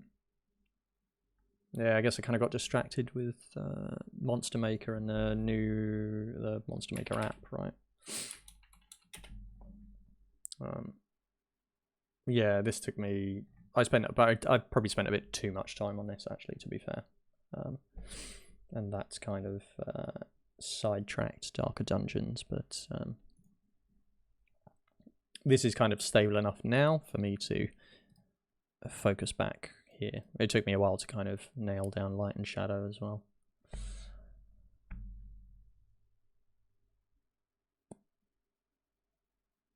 Hi, I'm awful with names, so you might have to just pronounce that for me, I'm afraid.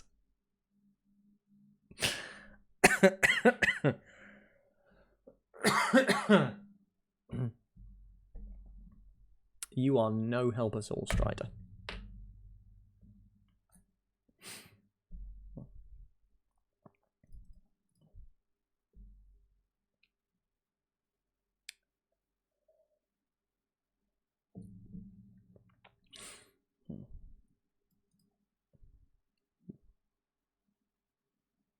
All right, mutts. That's it. It's mutts.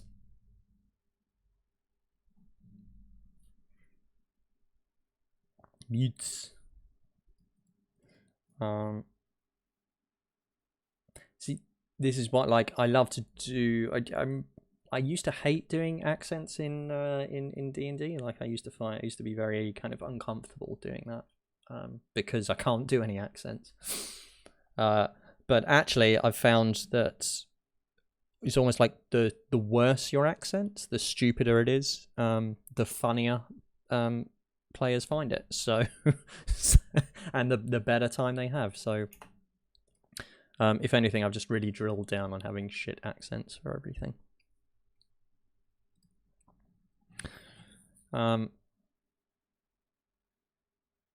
So I hear we've got like a homebrew patron or something to look at, right?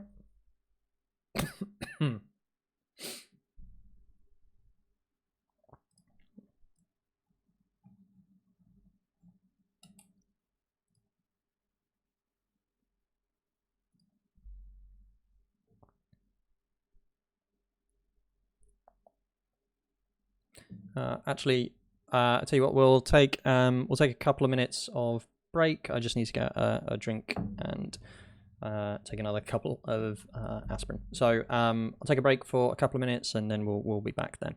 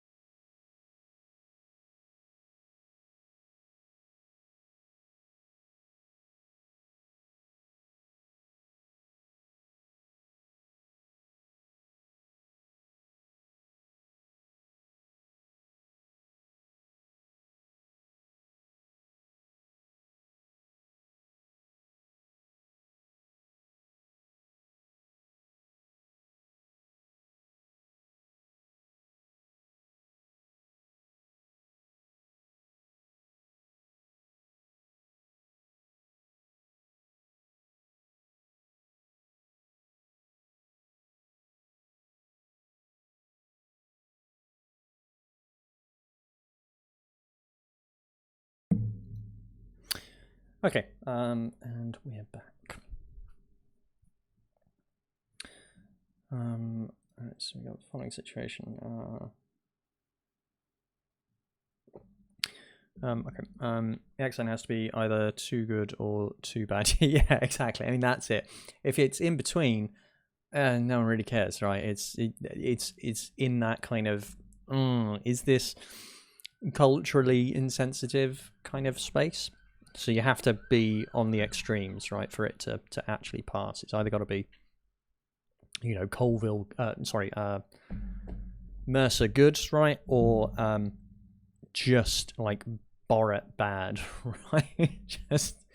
just something that players can either not think about, or just either go, oh wow, that's great, or it's too funny to not kind of laugh at.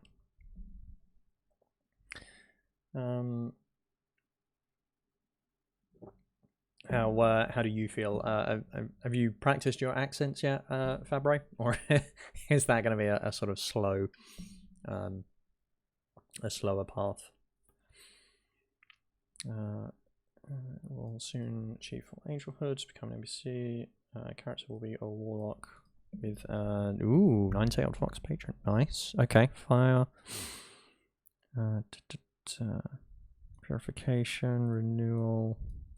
You don't have anything else yet. Okay, yeah, that sounds good.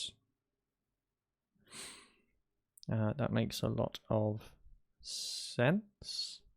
Destruction, purification, renewal. I can see that being a good sort of basis for patron.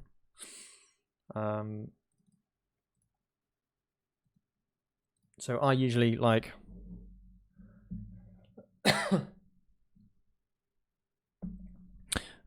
not that I sort of do patrons very often, or sort of like, but one thing that I do kind of think about whenever I'm trying to explore like gods and patrons from a story perspective is like, what does my patron want? You know, like what is its ideal kind of world?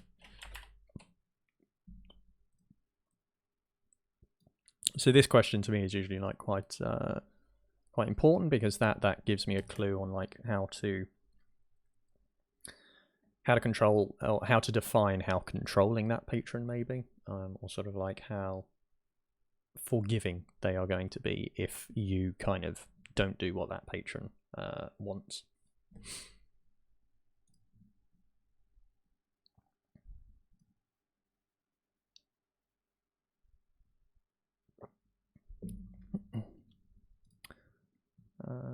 Okay.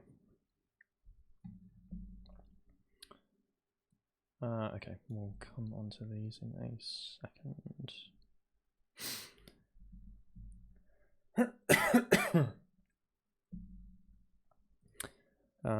It's fucking awful when I try, but if I don't try, it won't improve. So, yeah, exactly. That I found was the situation that I was in as well. It was like, well, you know, I wasn't doing them, so because I wasn't comfortable. But I'm never going to become comfortable if I don't do them. So you kind of have to just commit, I guess, right? Painful though it is. It's part of the reason kind of darker dungeons exist at all is because I had a very hard time kind of being comfortable sort of releasing stuff for other people to look at or review. So a huge part of the reason this got pushed out at all was just to kind of train myself to be a bit more comfortable doing that and letting other people look at work that I don't necessarily think is perfect.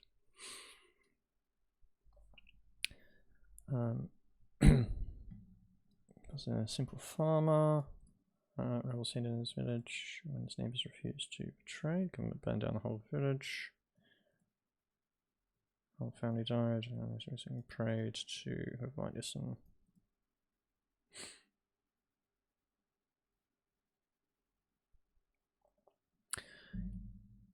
Ooh, okay, alright, so fire elemental.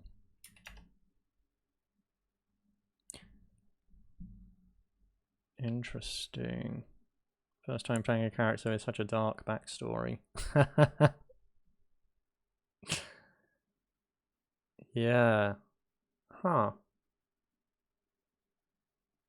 It's interesting that it's your first. I mean, because from my experience, like the first like character people almost always make is like it's some kind of tragic event, right? You know, where it's like, oh, you know, my family were crushed by a Tarrasque, and you know, then I learned that I was the son of the the real son of the king or something.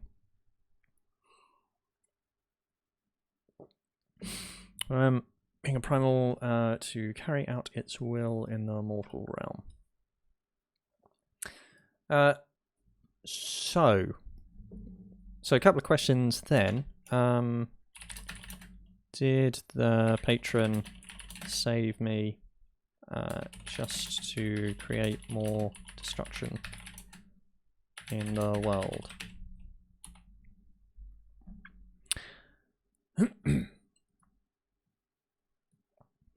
So this question here could be is an interesting one,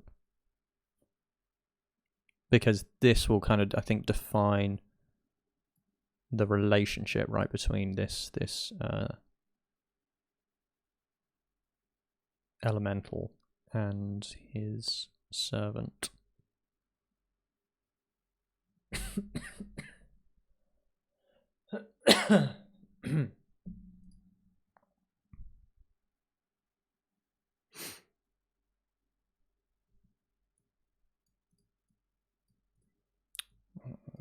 Fire burning in its heart, strong emotion and passion attract it. Ah, right, okay, so this is so it's not just physical fire, right? We're talking like emotional fire, right? If you want to get sort of like emotion as a fire, right? Yeah, okay.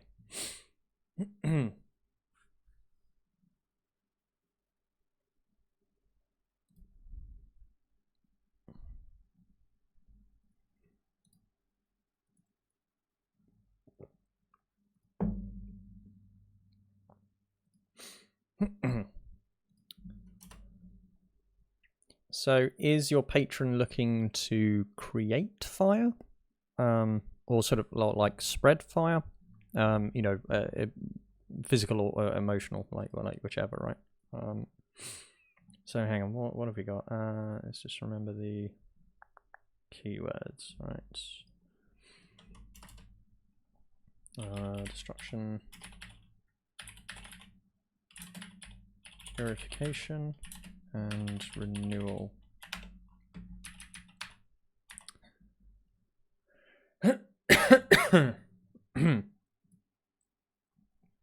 So this kind of, these are interesting keywords to me because they're not good necessarily, right?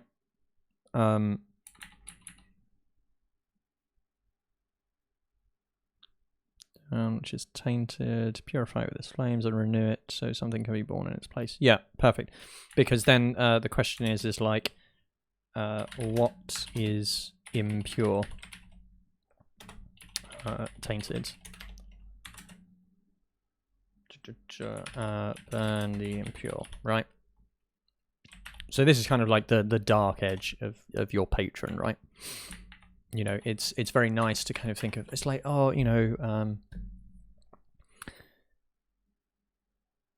it's a fox and it's got 9 tails and it's cool, and you know, we just kind of want to help destroy the bad stuff and like turn it good. Supposed to be neutral aligned. Yeah, exactly. Well, I think, you know, I mean, this is kind of where that sort of, you know, whatever it is, right, is a kind of like chaotic neutral or something to it, right? No, maybe it's like lawful neutral in a sense. Interesting.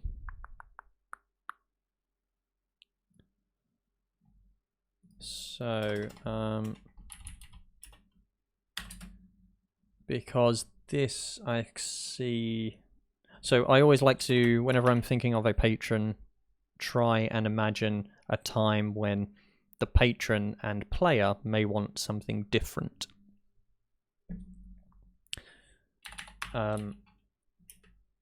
So thing could be like, patron wants me to kill someone I kinda like.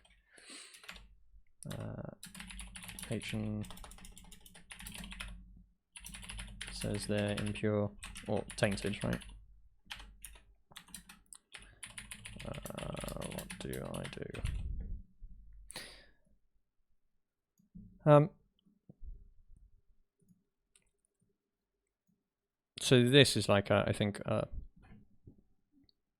something I always like to have in the back of my mind. You know, patrons aren't mortal, right?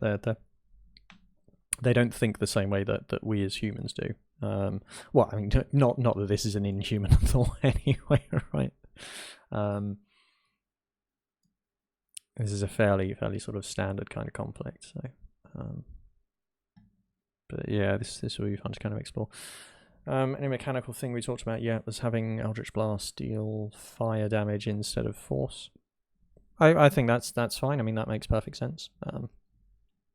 I'm totally down for kind of reflavoring Eldritch Blast as something more personal, depending on your patron, because you know it is a direct manifestation of your patron's kind of power.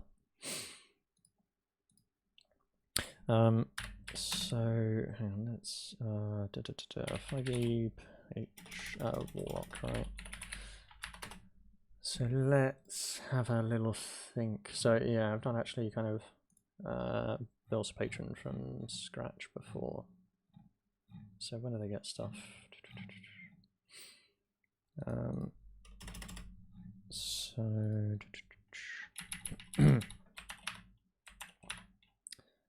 they get stuff at 3rd level.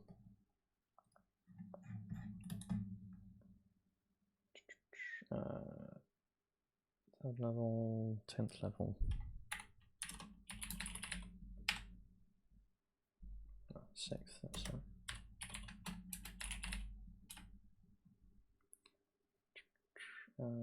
Sixth, 10th.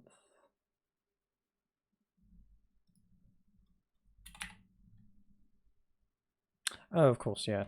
3rd is when you choose your boon, isn't it? Yeah.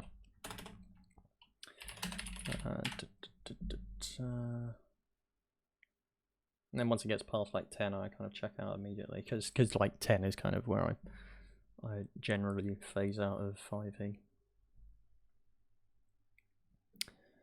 10th, 14th. Yeah, okay.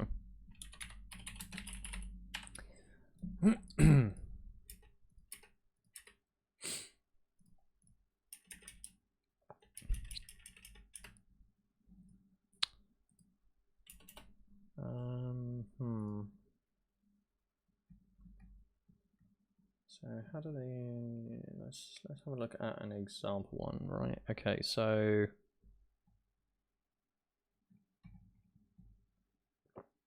what is it? Okay, so they got the fiend one here, right? So fiend spell. Well, spells. In fairness, like a lot of this kind of is pretty similar, right? Maybe we don't really want that, or the blindness, deafness, or command, right? So the spell list should be pretty straightforward to kind of figure out. That's just like going to be fire and. Well, if it's renewal, maybe like healing, right? Is that a thing?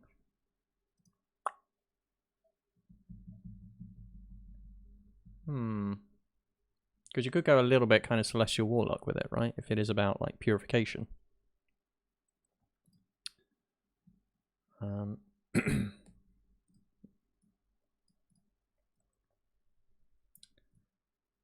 Gain temporary hit points.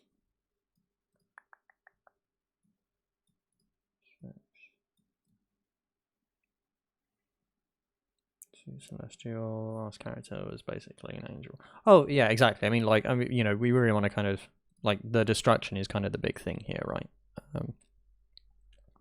But I guess like to spice it up, just like with a couple of like the spell list, I would say maybe, you know, just a couple to highlight the sort of renewal and purification point.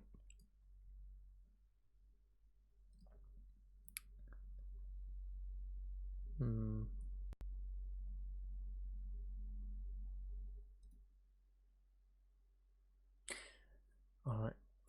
So let me have a think in the back of my head. Usually when it's like a little project like this, I kind of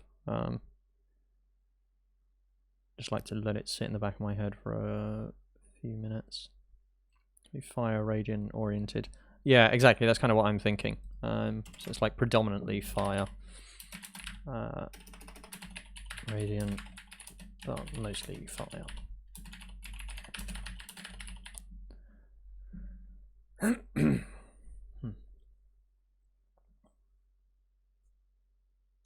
Yeah, read an article on Chandra's mechanical design. No, hasn't struck me.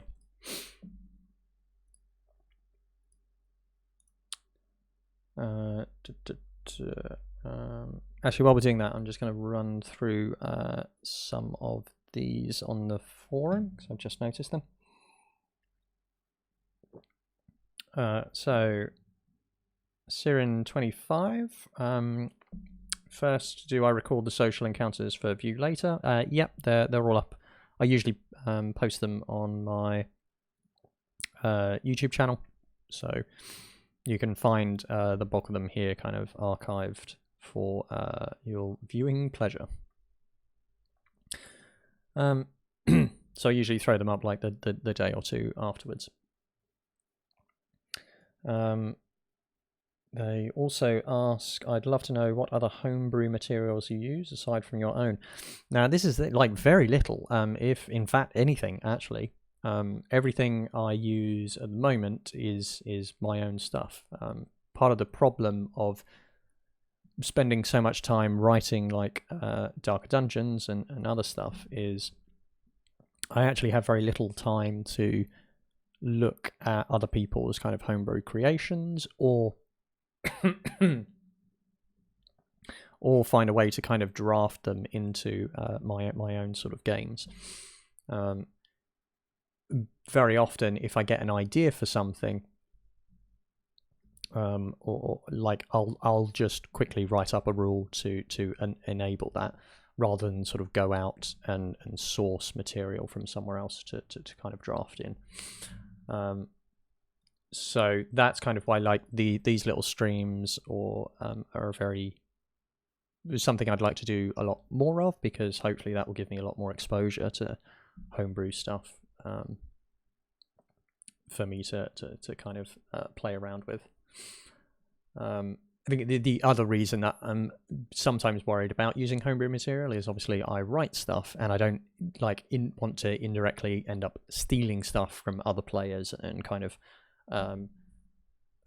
doing bad things like that. So I'm always kind of, that's a perennial fear in the back of my mind as well. So I just have to kind of be careful about that. But yeah, I'd like to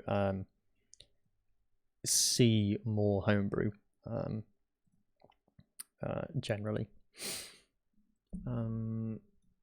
Like this. So Thesimo has a modular weapon system he's using with Darker Dungeons.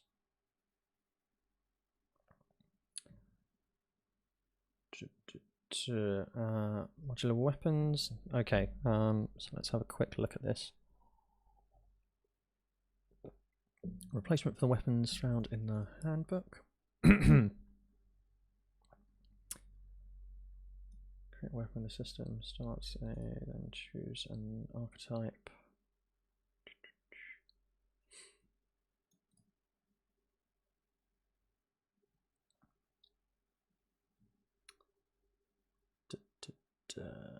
Oh, actually, this is, sorry, I think I did comment on this, I believe.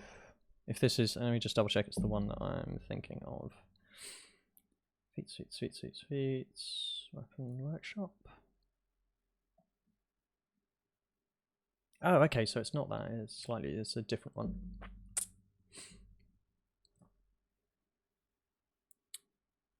Okay, alright, yeah, so the crux of this system is defining what your own weapon is. So you start off with a d6 dice, and then you start shifting one way or the other based on these kind of properties, right?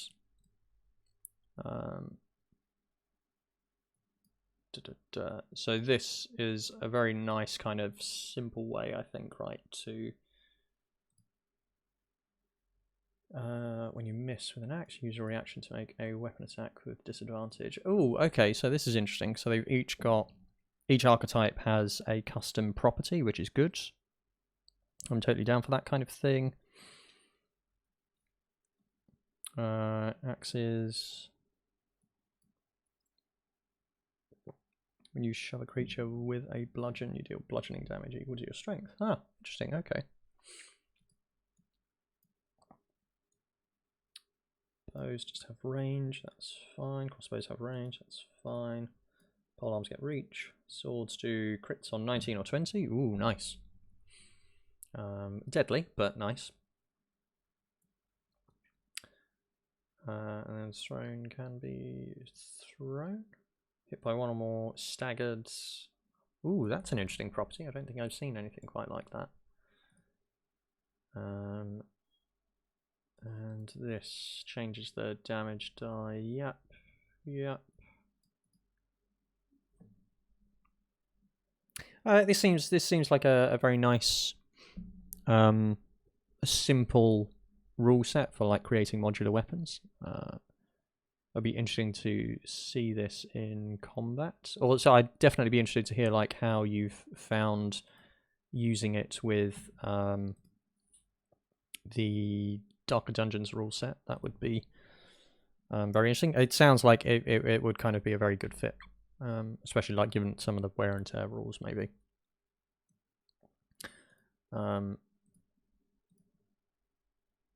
Yeah, I mean this I'd be very interested to try this out myself, actually.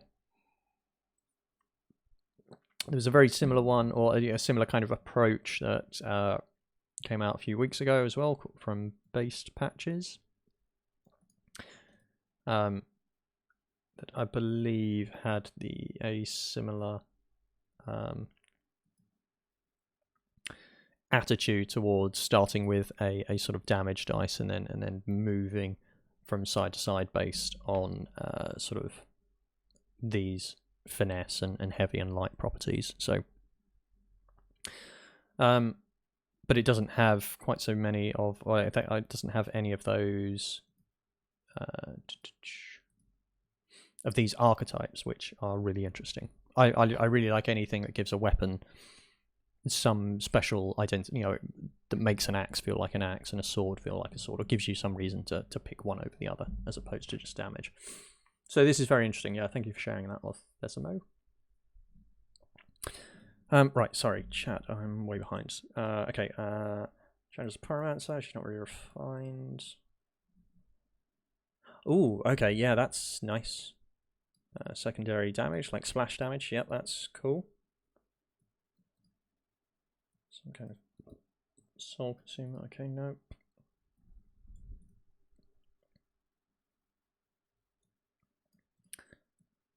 Could be something like whenever you deal fire damage to any creature, you can choose another creature within 5 feet and deal warlock level damage to it. Yep, that sounds potentially interesting. So the problem with that is going to be there's almost never a time when you're probably going to want to like you're not going to use that, right? So if we make make Eldritch Blast do fire, then this fire damage to any creature is, I mean, that's always going to trigger, right? So let's just see when.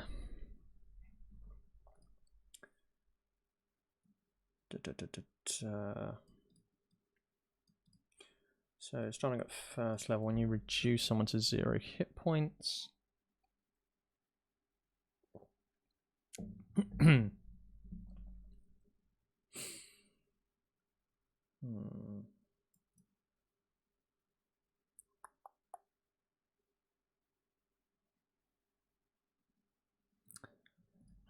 Use its modifier times per level.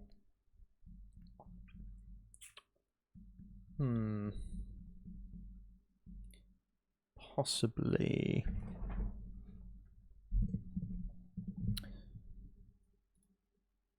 Okay, so let's have a think. I like the idea of splash damage is a thing kind of thing. You know, I am destructive, and that means I can't necessarily control who gets destroyed by that stuff. That's good. That's very thematic for your fire patron. They're just going to be burning through shit, right?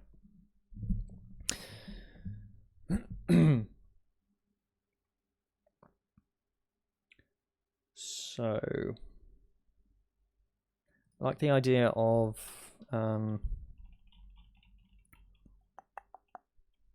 choose another creature within 5.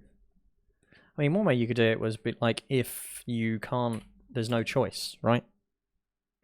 You just do splash damage to like whoever's next to it, and then at least now you have to think about when you're going to burn stuff, because if you're burning a creature that is next to your fighter is going to take damage.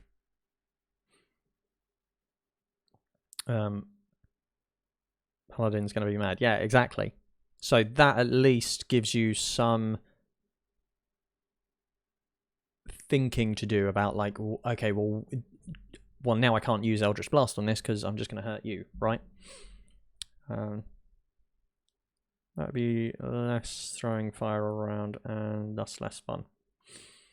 I don't have to think while burning things. Well, I mean, see, yeah, well, that's kind of the thing, right? Is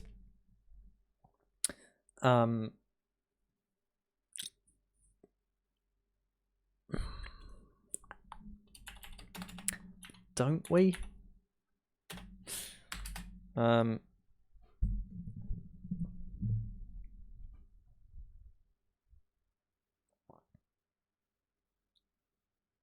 Because, I mean, you know, they'll have, like, non-fire spells, right? Or some other kind of option. Yeah, it's tricky.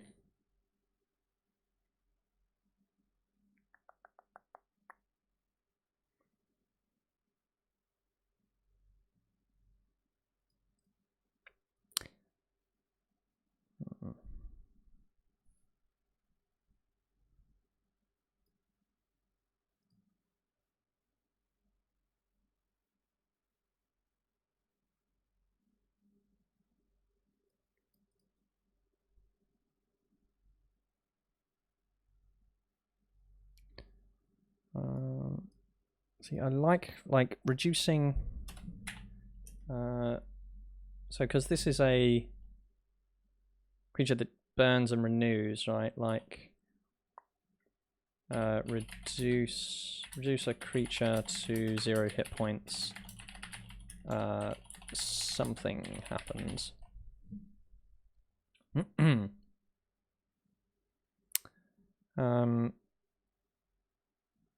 Raspilicious. Okay, there. I think that's right. Thanks for enjoying the work and stopping by. Deals 1 damage to creatures in adjacent spaces or within 5 foot of spells target. And at high levels, that effect disrupts concentration of targets affected. Yeah, see, the problem with that is, so the damage potential there is kind of shit for a like a first level ability. That's huge potential, right? You know, from right off the bat, you know, you can potentially do a lot of damage with that. Not least because it doesn't scale. So very quickly, that's kind of become just no one's going to keep tracking that damage, I think, after a while, because that will start dropping. Great pronunciation. Thanks.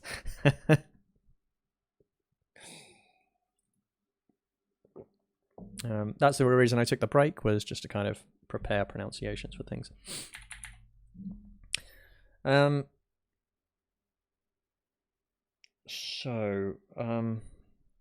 Okay, well, let's put a pin in.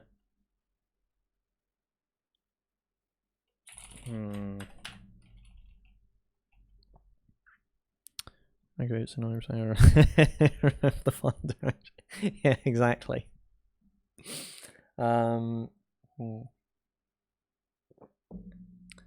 It's exactly what fits with the character's background. Yeah, it feels like splash damage is kind of gonna be a big thing, right? Maybe there's like something we can borrow from evocation wizards. Maybe that's gonna be a thing. So at like first level, you can't control who it is going to attack, but at 6th level you can.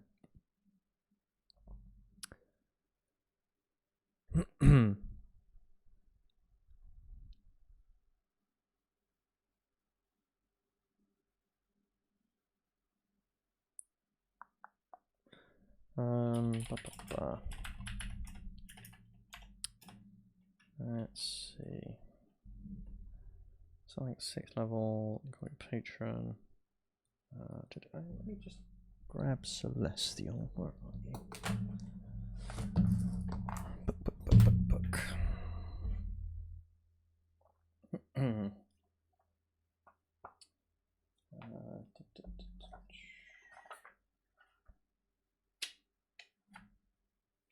Celestial. So what does the Celestial get? So first level.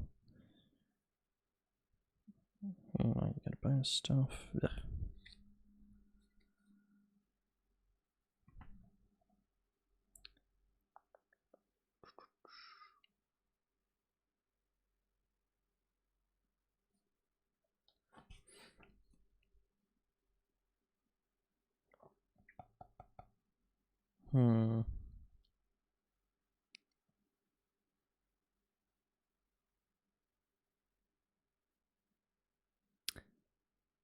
You're linked to the Celestial. Yeah, maybe that's it. High level, maybe it's create a bonfire. So, yeah, I think like if I was considering it, I'll just do, or drop in my head quickly, and then we'll throw out the stuff that is awful, which will be all of it. So like one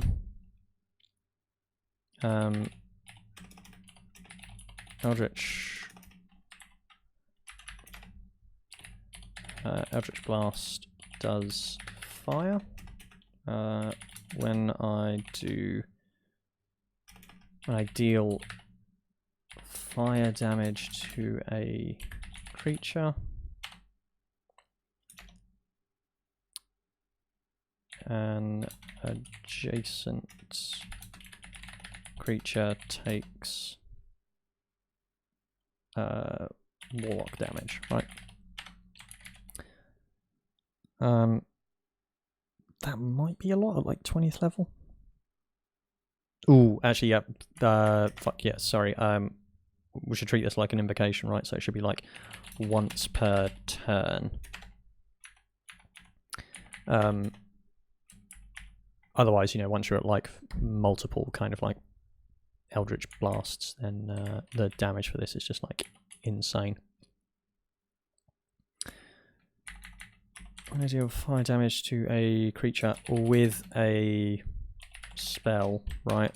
So we need to do that to just make sure I'm not like using torches or anything, right? Once per turn takes Warlock, maybe like Warlock half or something. I need to double check on kind of like what the damage for that would be. An adjacent creature, so it's like must, if possible, take. So this. So now what I'm thinking with this is, this might be a bit complicated again, first level. Eldritch Blast always does fire, that's fine, that's thematic. When I deal fire damage to a hostile creature, or sorry, to a creature, living creature? To a creature for now, with a Warlock spell, or cantrip, then once per turn, an adjacent creature must, if possible, take some splash damage. Now, this leads you to an interesting thing where you get to choose which adjacent creature takes that damage, but if there's only one, then that creature is going to take the damage, right? Because then that would encourage you to... Because if you've got an ally and an enemy next to the creature, then you can like direct that fire onto the enemy away from your ally.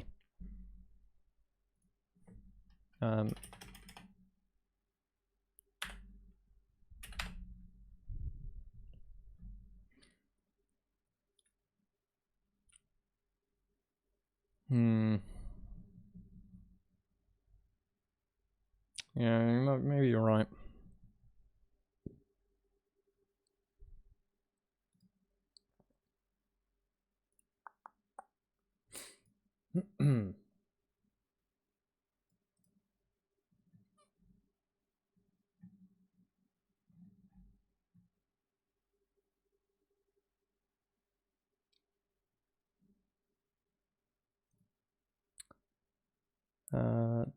I missed the start. What's the theme of this Warlock patron? Oh yeah, Nine-tailed Fox. With the keywords of destruction, purification, and renewal. So we're assuming it does kind of like fire/radiant stuff. Could have some unfortunate zealot kind of tendencies. So we're just kind of thinking of a thing.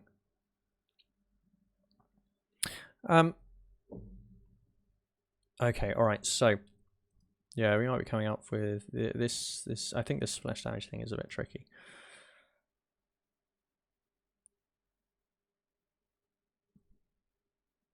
Or does it have a large focus on dealing damage? Yeah, I think that's kind of it, right?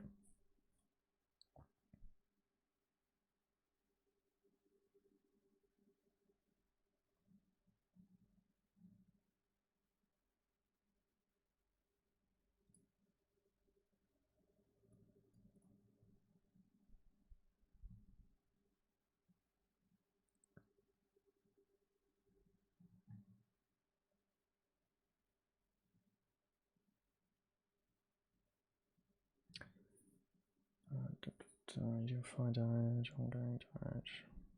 It's the first level feature, doesn't have to be too complicated. Characters will be around level 14. Oh, right. Oh, okay. Right, cool. Okay, yeah, that's fine. Yeah, maybe you're right. Maybe I'm just kind of overthinking it, right? Because it's not going to happen every turn, because, you know, it's not like agonizing blast, right? Because it's not hitting that creature, it's only spilling out onto an adjacent creature. And creatures aren't always standing next to each other. So yeah, actually, yeah, I think yeah, you might be right. I'm just overthinking this, I think. So going with that splash is probably probably fine.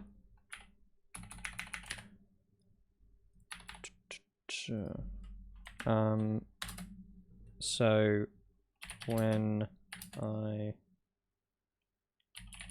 deal fire damage to a creature with a warlock spell, I can deal warlock damage to an adjacent creature. Deal fire damage to any creature. You can choose another creature within 5 feet. Once you've used this feature a number of times equal to your int modifier. Actually, honestly, I think we probably don't need. I don't think you need to have that restriction on it. The only restriction I would put on it is once per turn, so it would be like Grasp of Hadar or something, right? Like that invocation.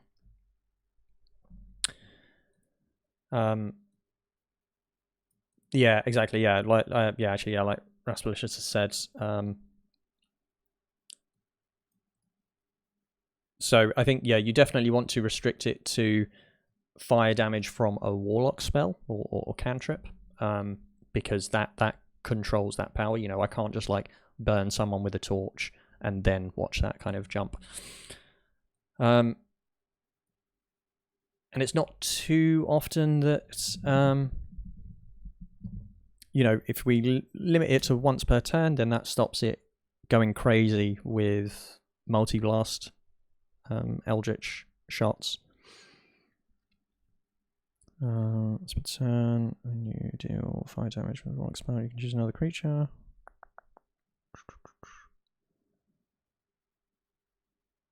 Once you have...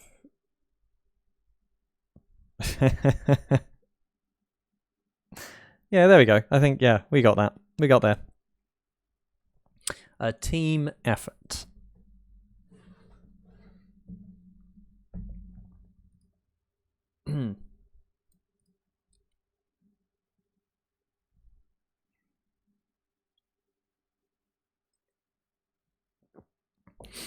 Yeah, there we go.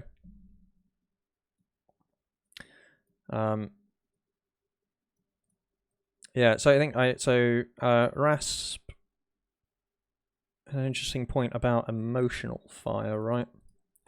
Which could be created in effects like disrupting concentration or knocking characters about.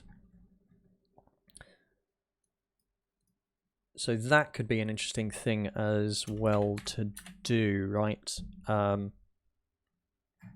So let's just do like little possible effects here, right? So we've got... So if we tie every kind of possible thing here, so it's like destruction, splash damage. All the damage. More damage. There we go. The fire rises, yeah, there it is. So purification could be removing status effects. Ooh, like fear?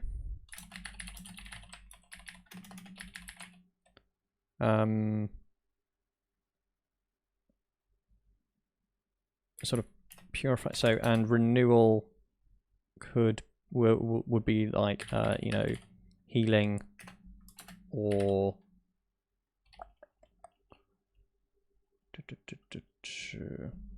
purification, burning away disease, poison. Ooh, the burning away could be interesting because that gives you an option. Maybe you could do it like painfully, right? You know, this isn't like a good kind of lay on hands thing. This is you know, like dealing damage to kind of don't give the group even more ways of healing diseases.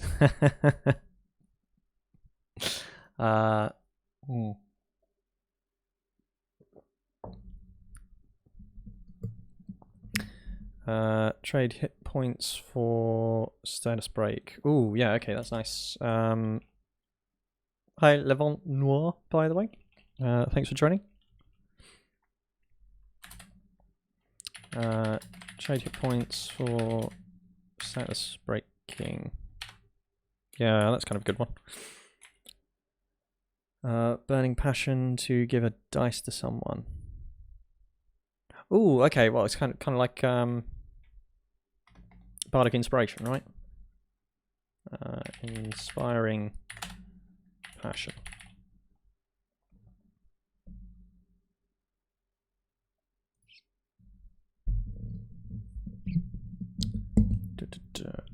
So renewal. What else can we do for renewal? Purification.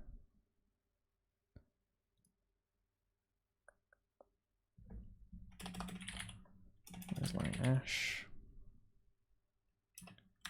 What are these things? Typically Phoenix. Resurrections. I'm just like throwing in words at the moment just to kind of.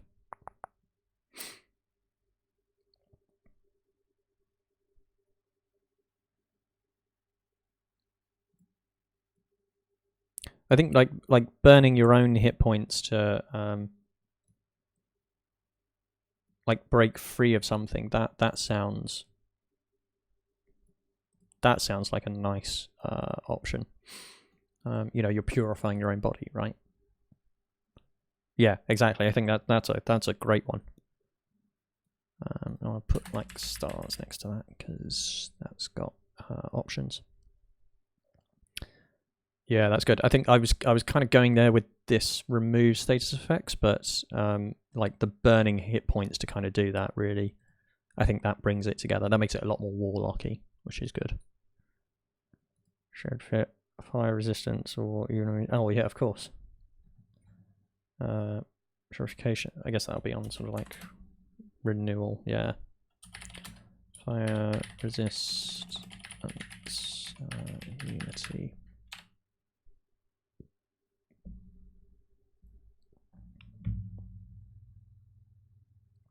Yeah, I think that's an interesting option.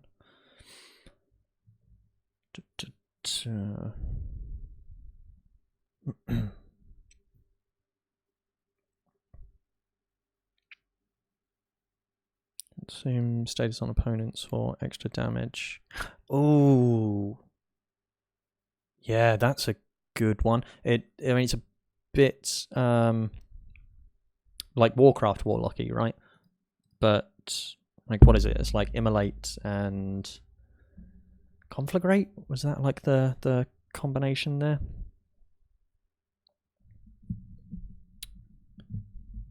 So the opponent is paralyzed. Okay.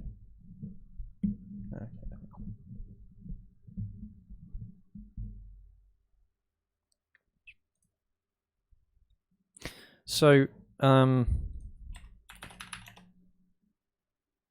yeah, so Warcraft had a nice little mechanic where you put like ongoing damage on someone. Then you can like burn that damage, or like almost like explode that damage for massive damage.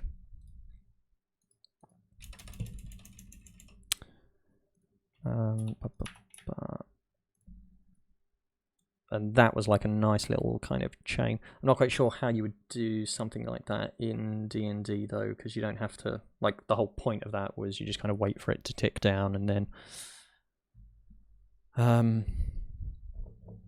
you burn it at the last moment. But you don't really have that with 5e. You can't just wait for something to almost expire and then.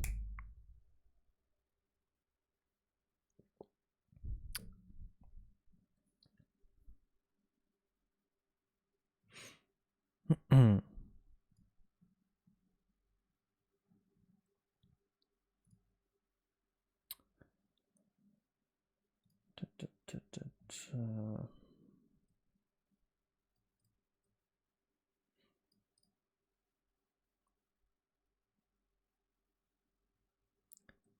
level.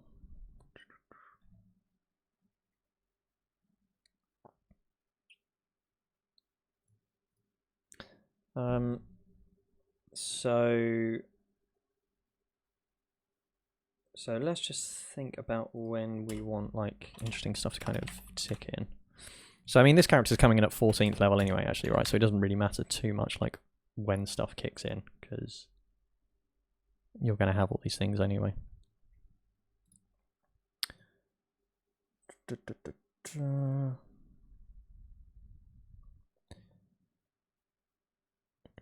When you deal radiant damage to a target that is under a status, you may choose to consume the status, ending its effect and dealing extra damage as in the table below. Excellent. Yeah, that sounds good.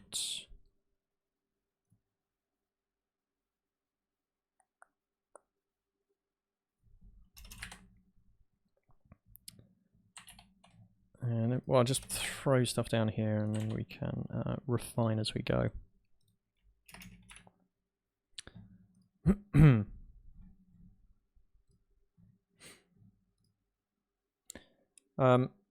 Alright, so I'm a first level warlock. I'm hitting creatures with my flaming Eldritch Blast, and then when I do that, I also have the chance to kind of like pull some of that fire away to strike an adjacent creature for sort of like warlock damage. And I can do that once per turn. So then at 6th level, so we've got a pure destruction thing here. So now I think we start, we dip into like a purification thing, right? So is this where like my ribbon of, not ribbon, right? My burning away hit points sort of kicks in.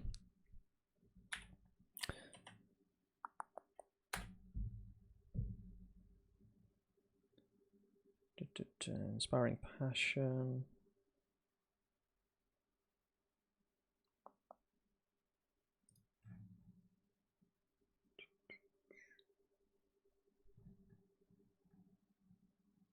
Basically, bardic inspiration. Yeah, I guess, and it kind of parallels like Dark One's own luck, right? Cool. In which case, actually, I mean, we can just rip Dark One's own luck straight away, right? The only difference is that you're affecting someone else.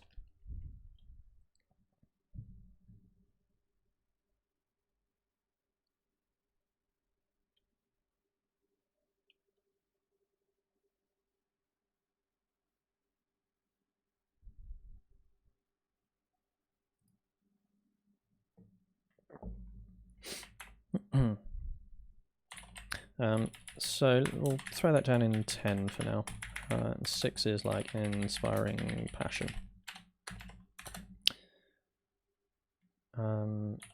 Give a DX to someone.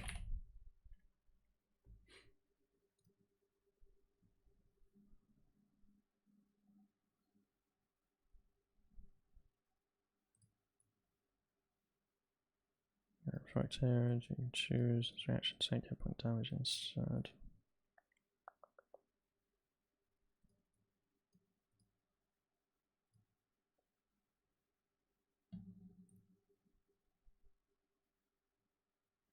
All right. Well, I think the most like the actually when stuff kicks in isn't really that important right now, is it? We just need to come up with the 4 core features of this patron, right? So it feels like this is one. So let me just get rid of the level markings. So we've got 1,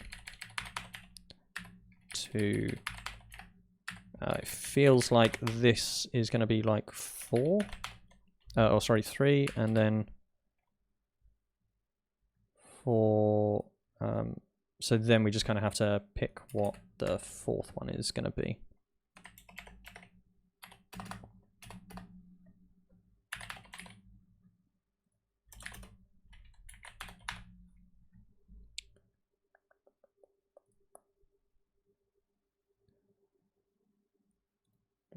That is 2 tables, resurrection.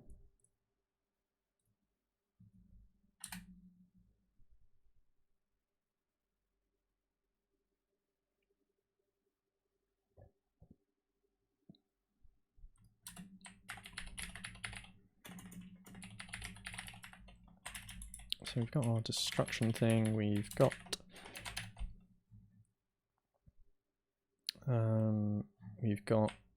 purification and purification.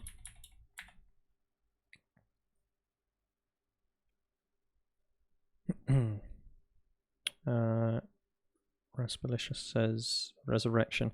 Yeah, I think the problem with like I considered that, but then that to me feels like more like a phoenixy kind of thing, right?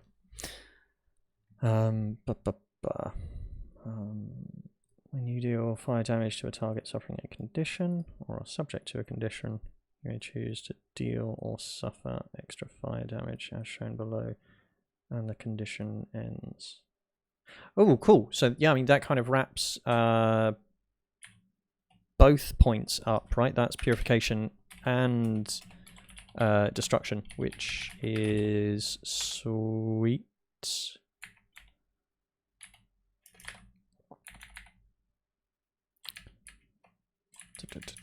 Or subject to condition, you may choose to deal or suffer. Yeah, I think that's really good. That's a twofer. Nice.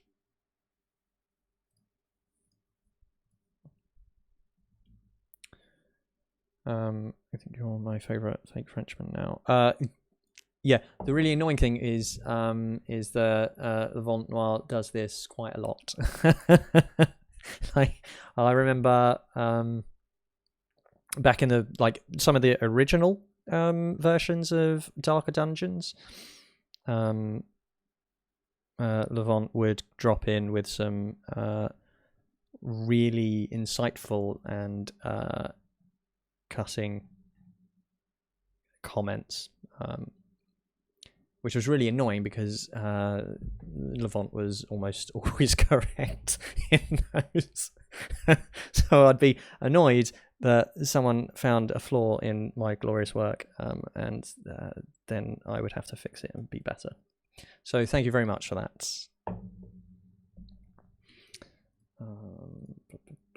So for the 4th, I think we need like a renewal one, right?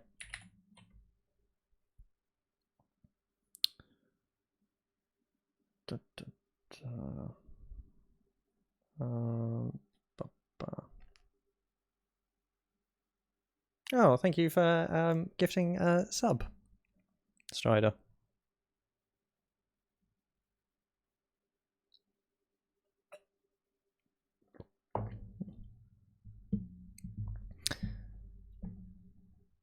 Yeah, you can't get away from social encounter now, Levant Noir.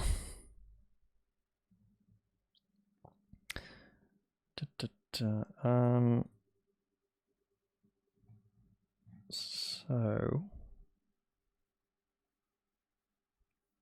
thank you for the follow, Aspalicious, and I'm going to brutalize this again. Mutzi.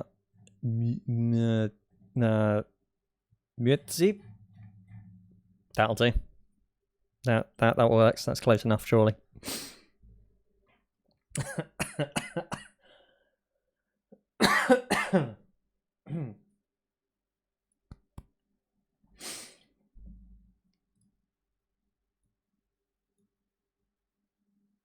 So this is good. That sounded like an Austrian pronouncing that.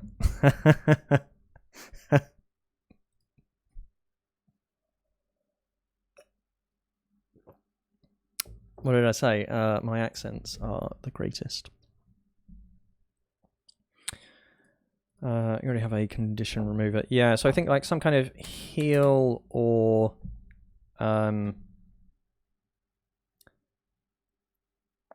resurrecting ability. Ooh.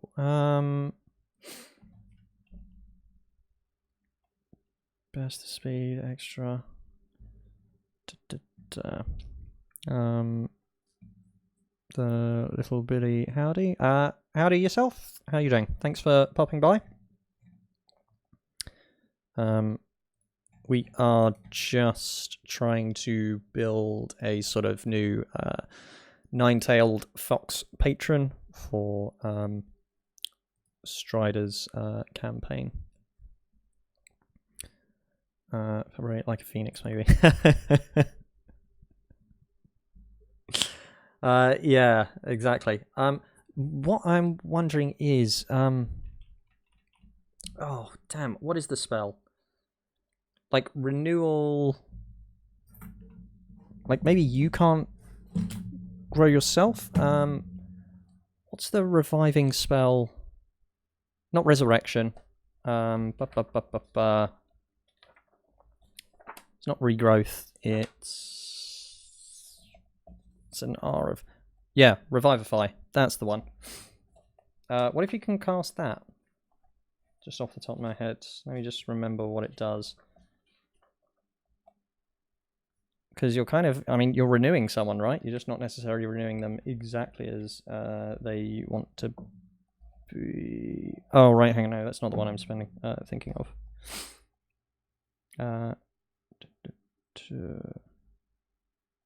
Yeah, maybe like Revivify. Although, Reincarnate, that's the one I was thinking of.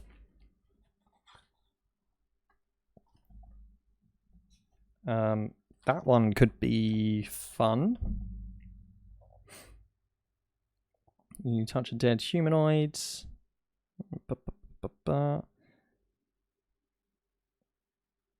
Yeah, I mean, that to me feels pretty on. You're renewing someone, they don't necessarily come back exactly as they wanted, but hey. You know, my patron isn't really about that. It's about, you know, fire changes. Reincarnate is a no, I can't. But you're not making this easy. That would have been perfect. And I'm looking for any excuse to just jam Reincarnate and stuff, because it's a great spell. I love it. Just in between card games at the shop and my evening game of D&D. Oh, cool, yeah. What are you playing? Yu-Gi-Oh! I've never played the Yu-Gi-Oh! Card game. Like, how did... I think my stepbrother used to collect them, you know, but then I was into, like, the Pokemon card game at the time, and that was, like, the one. Whereas Yu-Gi-Oh! I've never quite gotten over the cartoon series. Except for Yu-Gi-Oh! Abridged, I think that's warmed me up to it a lot.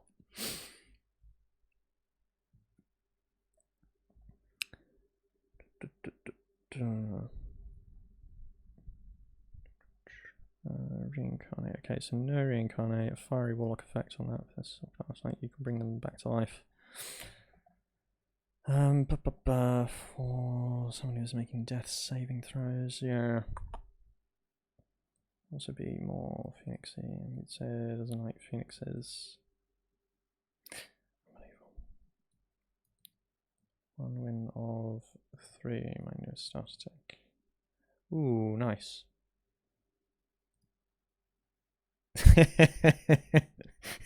Yeah, like the Bridge series is like, it's so anything they like, the Yu-Gi-Oh! Bridge series, Dragon Ball Z Abridged. I genuinely cannot watch the originals in any way, shape, or form because they are so good.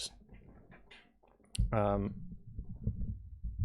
know, Dragon Ball Z Abridged is just, you know, like Yu-Gi-Oh! Abridged. It's just a work of art. Like, it's so well put together.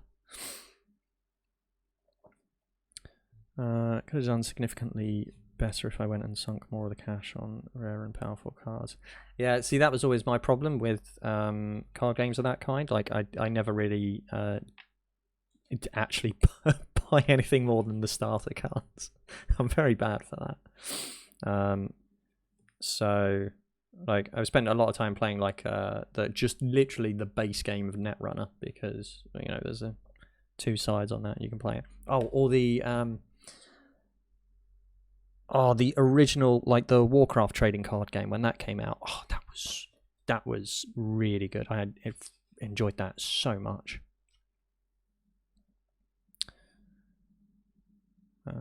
Honestly, Sword Art abridged on. I've heard a lot of good stuff about Sword Art Online. I've never actually seen it myself. I'm assuming it's something I should get into.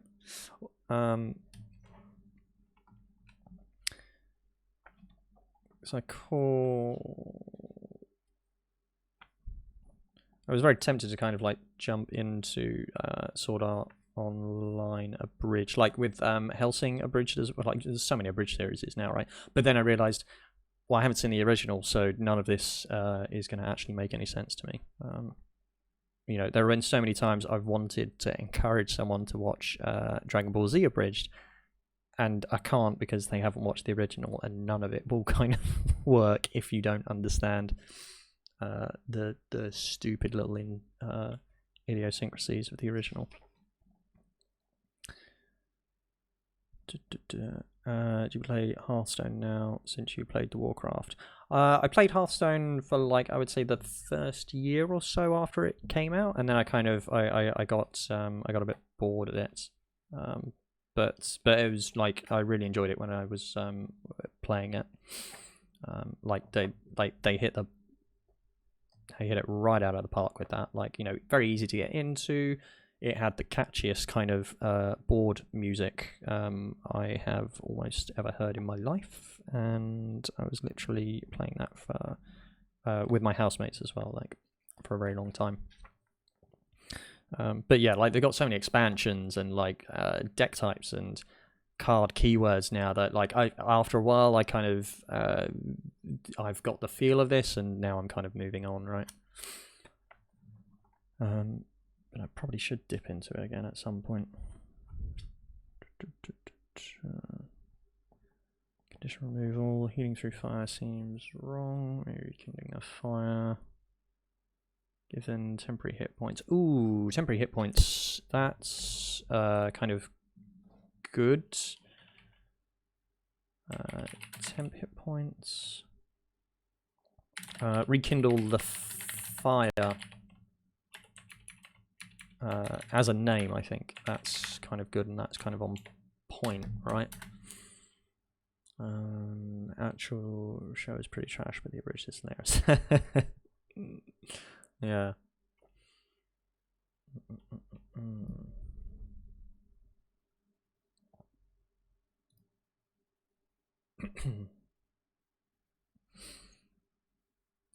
Draw on fire to heal yourself. Through the fire and flames. Ooh, yeah. What could that do? Well, I think. Okay, all right. Hang on. So we've got like a secret fifth ability, right? Through the fire and flames. So what happens when you die? You have to play the Dragon Force song, and everyone has to listen right to the end.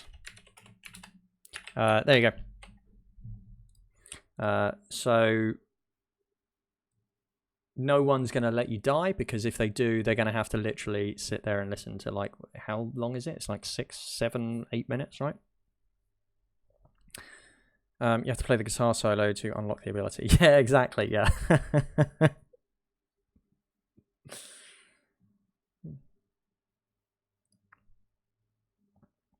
Excellent.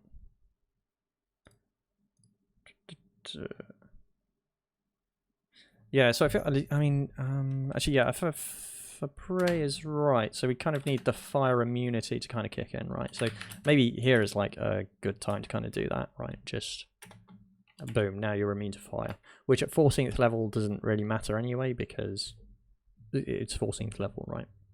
And fire's like pretty common. Immunity to fire, and when you would be hurt by fire, you get some bonuses instead. Paladin does the same thing for lightning, though. It's not too bad, you know, because at least they're different types, right? So, immunity,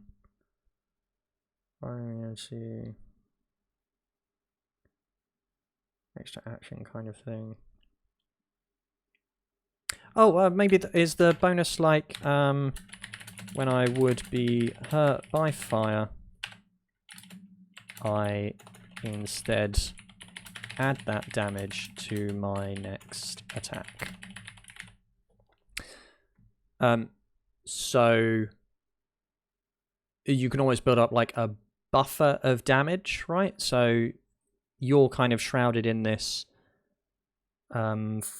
like flaming aura, right, or whatever, or you know, that's what's giving you your immunity. When you take fire damage, you can just kind of store it up almost as like a damage battery, and then poof. Yeah, so there would certainly have to be a like max limit of some kind. Maybe it's like, you know, X times warlock level or something.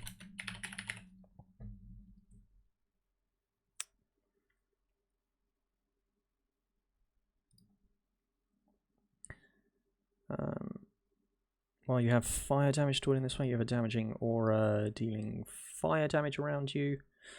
Yeah, so I guess it kind of depends on which approach you kind of want to go for. So if we go for the damaging aura, then that could lead towards the like that ally hurting aspect that I think you wanted to avoid. So we could go down that route, or we could. In fact, maybe there are just like two ways to do it. Right? It's like you just kind of maybe you have options on how to use it. So it's like unleash everything on my next like attack, like Eldritch, etc., etc. Or do a big volcanic kind of purge. You just kind of like unleash everything like in a kind of like burst wave out from you, right?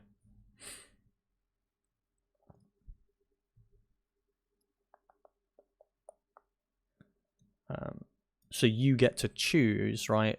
Are you gonna burn that amount of damage on your one attack as like a single target kind of thing, or are you gonna like run in and then just explode with like fire damage in this big aura that just kind of has the potential to do a lot more damage, but requires you to be like right close.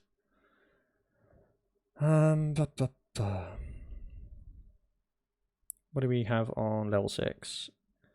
So I think we had Inspiring Passion. I just kind of removed the levels for now because we're just kind of, I guess, figuring out what the 4 options are going to be first before we decide the ranking. I mean, it feels like this is probably it, but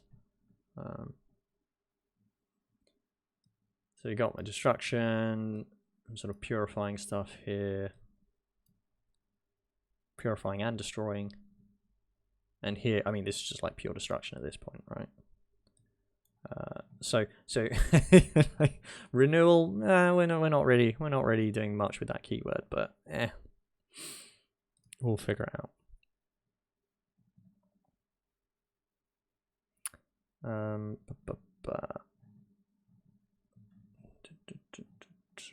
Increased effects, extra action kind of thing.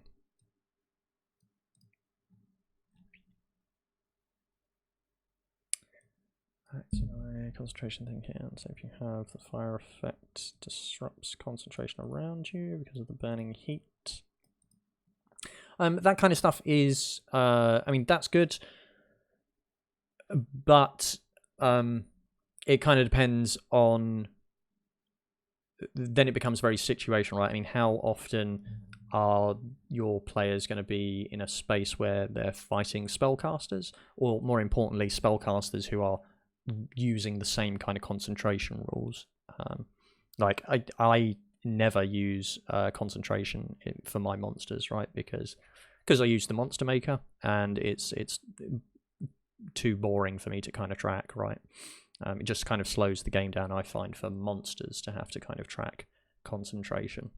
You know, that's a player issue, because we need rules like that to control their power.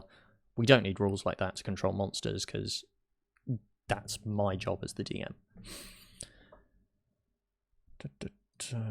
Purging flames in the name of the god emperor. Yeah. Yeah, what is it? Burn the impure? No, burn the heretic, right?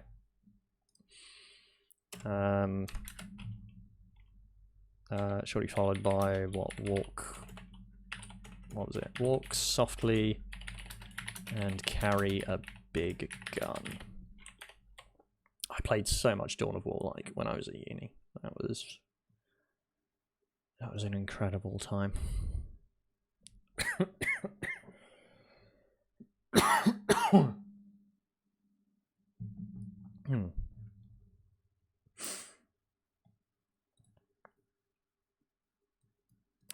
Big fun.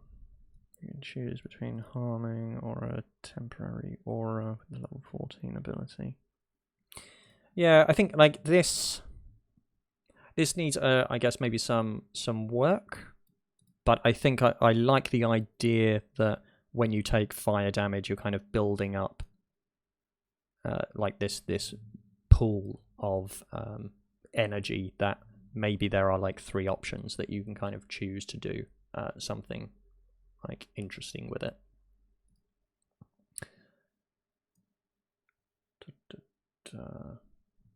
And then this, I guess this almost becomes like a little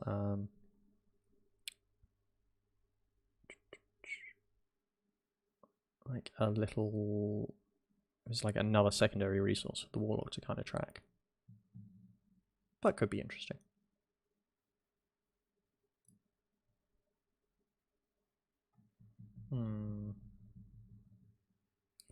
Yeah, have a think on that.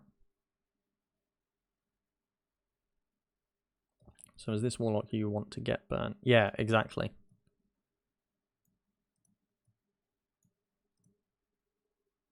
You're kind of like itching to be, and then you join that fire to boost your abilities. Yeah, exactly. That's what I'm thinking. That to me feels like an appropriate for like 14th level kind of thing, right? You know, I'm now immune to fire, and any fire that would have hurt me. No, I'm out of it, mate. Maybe like fire resistance comes in here as well, right? Because, you know, it's not like a huge thing.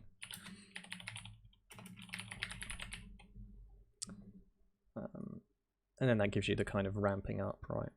6th level, you're resistant. 14th level, you're immune.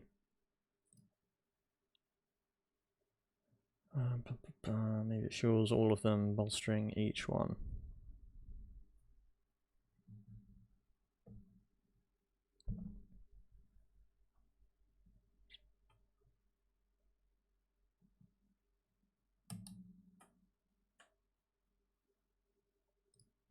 Yeah. I mean, yeah, there are 2 ways you could do it, right? So, I mean, you could be like building out the battery and spending X to buff X, or bigger my charge, the more damage I do on everything.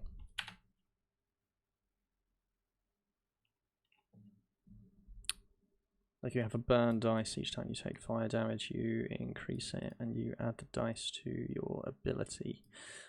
Ooh, that could be an interesting way to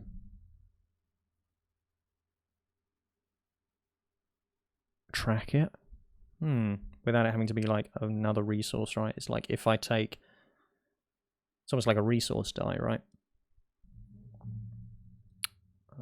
Practically will almost never be relevant.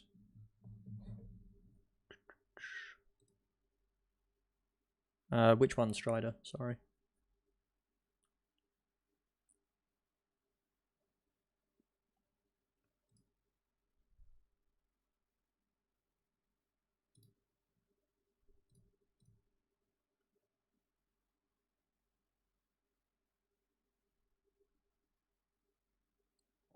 That's the number on it, won't make much of a difference. Oh yeah, that's a good point, yes. Yeah, you're right, I forgot about that. That's the problem with only really like playing like 1 to 10 is you kind of forget about the numbers as they get into the top tier.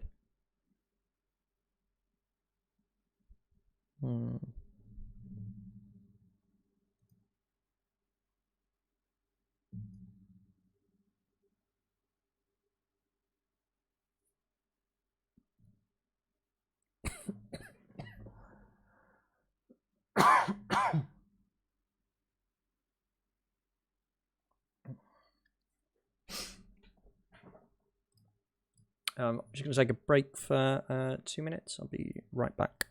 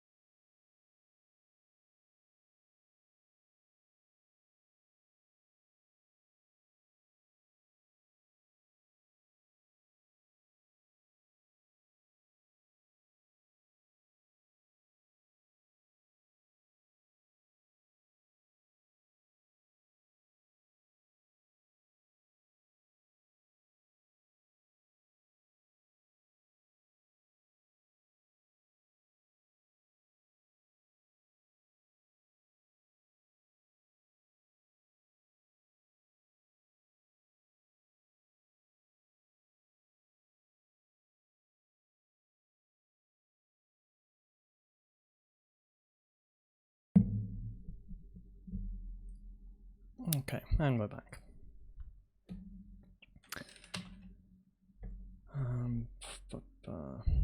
You're immune, you add 1 Inferno die for every 10 damage.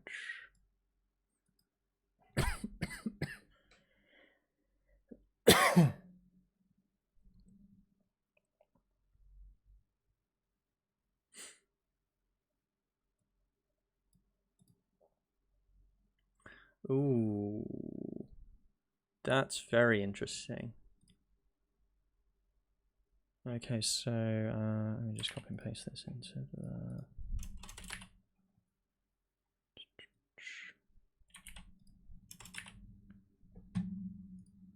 So encourages him to fight in melee, which I really like. Yep. Yep, that's good. And add it to your damage.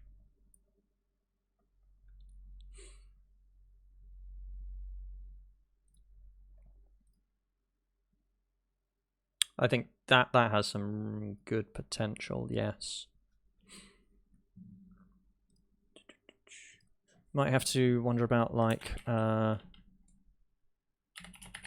source, maybe?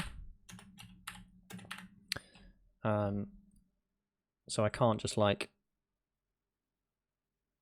sit in fire or something. Maybe does it have to be, like, magical fire damage, maybe? Yeah.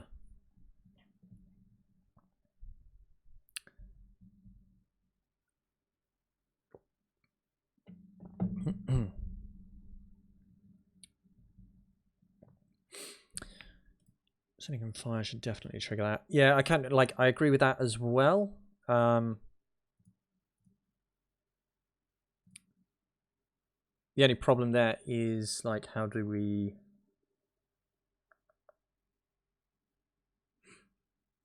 stop that from happening all the time, right? You know, so I guess, like, the synergy would be, well, I've got my Inferno Warlock, and now I've got someone who's created a bonfire. Do they just stand in it and then they're just, like, at the end of every short rest, right? Are they just maxed out on Inferno dice?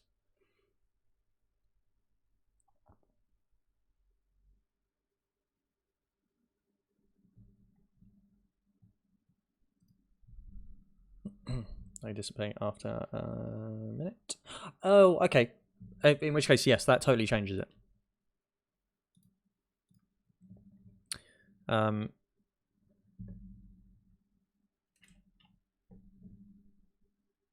Yeah, I think that's a reasonable sort of you know, any unspent Inferno die.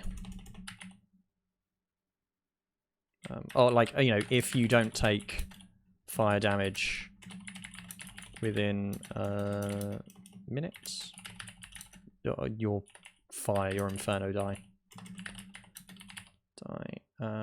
disappear. Or something around that, right? You don't take your Inferno die. Yeah, so not dissipate, burn you. That would be good, Rest Malicious, if you weren't immune to fire damage.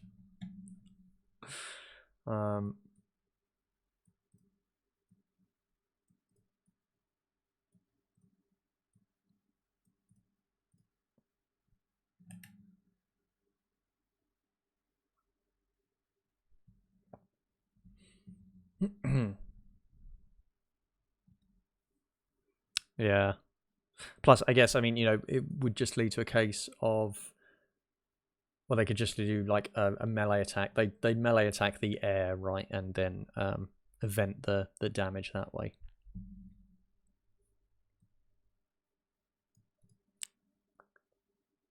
You take the damage anyway because it's from your patron. You didn't spend what you promised. I do kind of like that, like, +2 to stress. Yeah, there it is. Yeah, that is kind of nice. I do like that. You know, you're I mean, your patron is going to be kind of annoyed here because, well, you didn't destroy it, right? You took all of the firepower, but you just kind of blew it off. There might be something in that, yeah.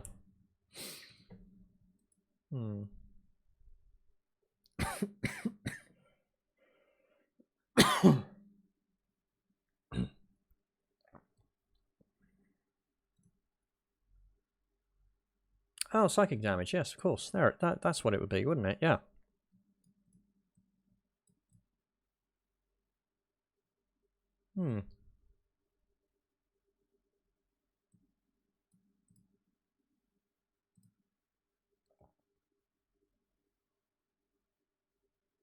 Perfect. You have to specifically do fire damage with a spell. So this, so the melee attack, how are you expecting them to deal fire damage?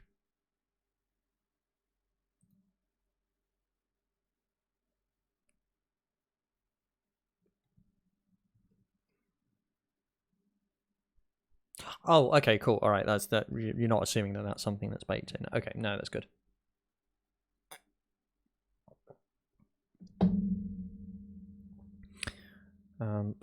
Make the spending of the die limited to targeting a creature, so you need to hit someone.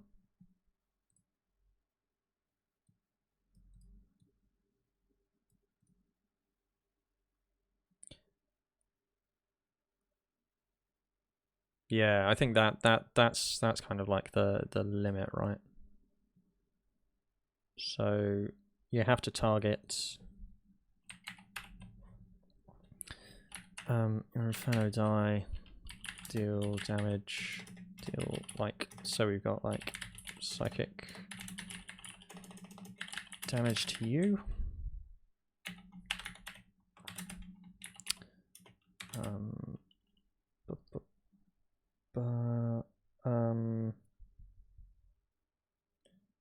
Must target a creature to deal Inferno damage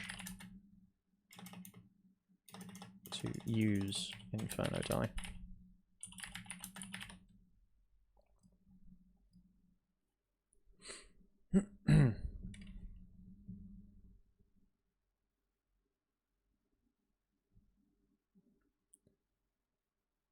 It's not destroying, it's purifying. Yeah, exactly, February. Yeah. Aspilicious, it would add the situation where you end a battle and have unspent dice, so you have to, sorry my friend, my patron demands it. That's perfect. Yes. I think that's it. I think that's the hook, right? You know, that's the bargain. You're getting all of this firepower, thanks to your patron, because your patron is allowing you to turn this fire into strength. But if you don't use it on a creature, because that's what we bargained, you're going to be punished.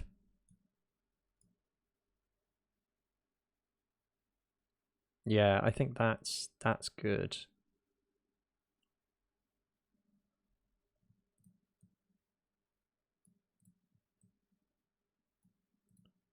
Now that could be interesting. Ooh,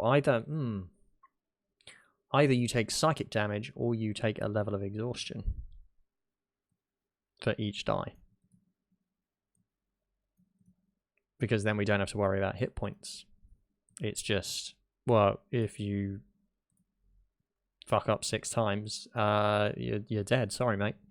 And you also have to sort of start to worry about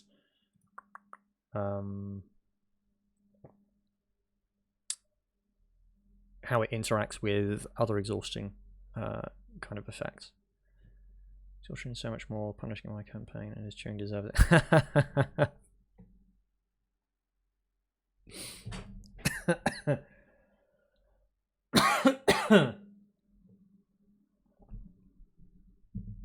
Yeah, there it is.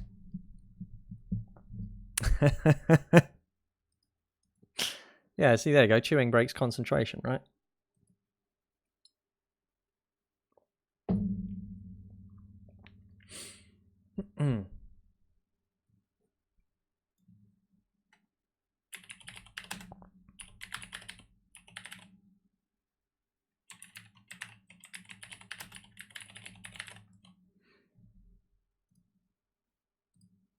He hates Spectrustan. Alright, I'm gonna have to Google this.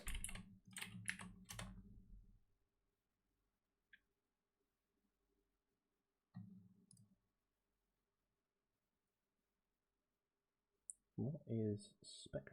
Oh, these like pork scratchings. Yeah. Oh. How can you hate pork scratchings? They're the best thing in the world.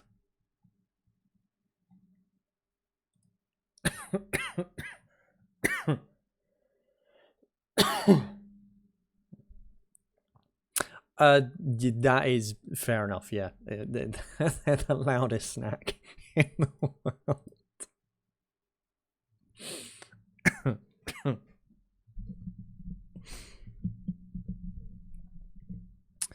So I guess I know what I need to do for the next social encounter, clearly. Just queue up all of the pig snacks.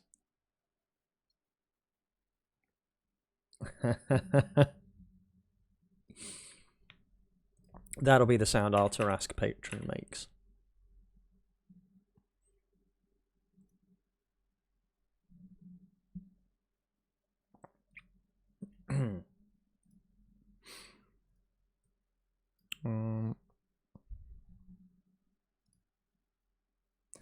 So yeah, I think that feels like a pretty. I mean, that feels like a really neat kind of capstone for that patron, right? I mean, that is the pinnacle of kind of what they do.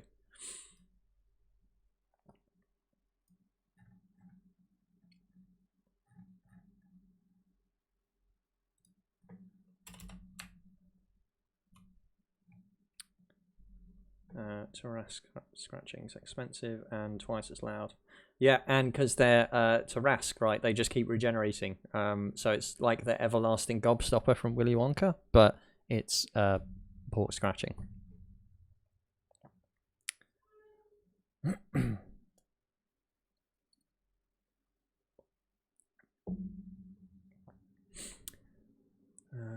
So the only thing still missing is spell level and a table for the level 10 feat. Yeah, that feels about right?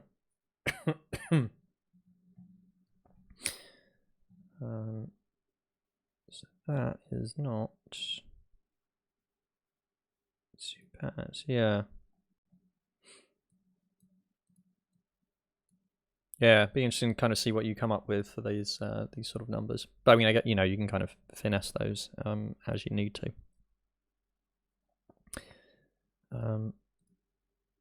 I suppose stuff that I can do myself during the next train trip. Yeah, exactly. You can just kind of like play around with the numbers and see what feels right.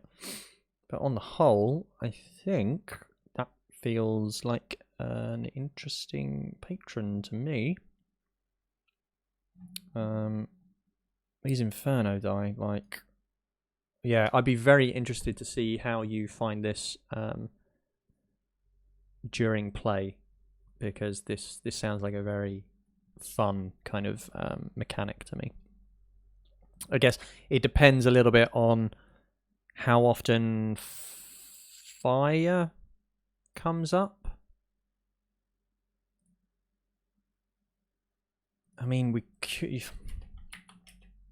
depending on the thing, you know, like if fire isn't too common, could be radiant as well. I don't know, just thinking off the top of my head. I mean, it kind of depends on. Oh wait, fuck it. Sorry, yeah. Of course, fire is going to be common. Like your 14th level, you can just create a bonfire. Right? It's like, I've got to stop thinking like a level 2 scrub.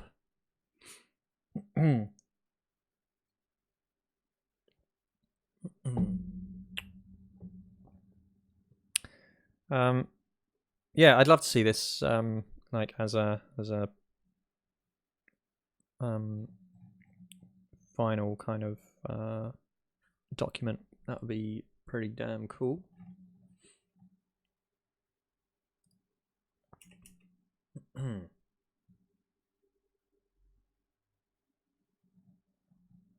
finally to themselves from their Eldritch Blast.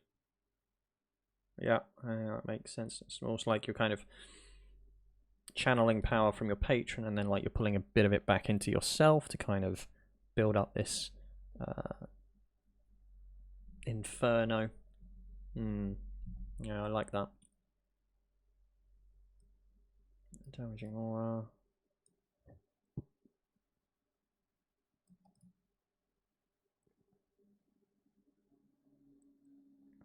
Yeah, this is good. I spend my morning before heading into work to grade my game design students. Oh, cool. Sort of. Where are you from, Rasp? This is now. It's now midnight here. So I was supposed to finish the stream 2 hours ago. So well done, everyone.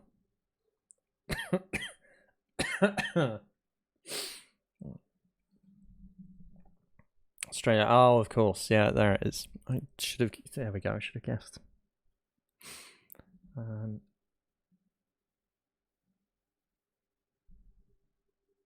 And you didn't finish the stream, else I would have missed it. Oh yeah, well you're thanks Strider for that, because he managed to bait me with the promise of a patron. So this was quite fun. Thank you everyone for your work on this. I think we've come up with something that's really nice and unique as far as patrons go, right?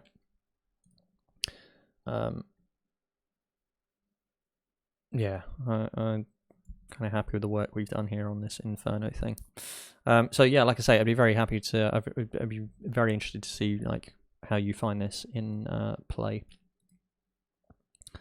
And if it is awful to sort of play with, then it's probably because of like Rasp's suggestions, right? I mean, like you know, I would say he just dragged this right down, and you know, it's not none of my suggestions. They were all perfect.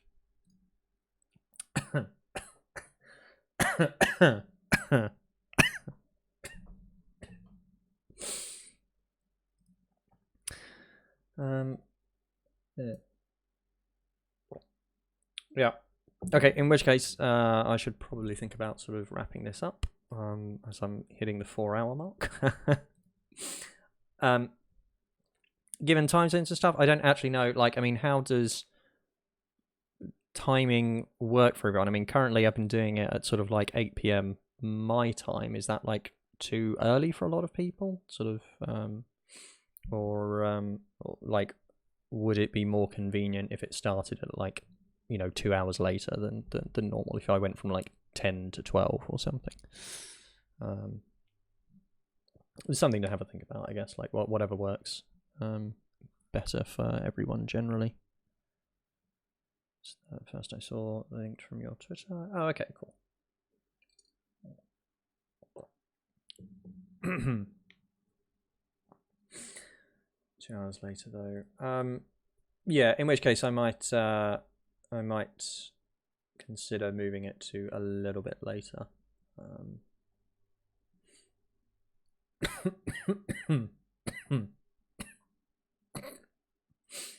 Assuming I make it to like next week or whatever.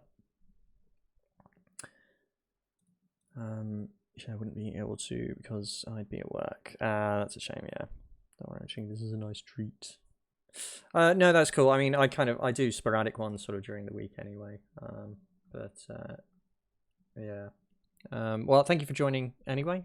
You know, we've done some great work here today together, and it's always good to hear from other people who enjoy Dragon Ball Z Abridged. So I'm counting this as a win.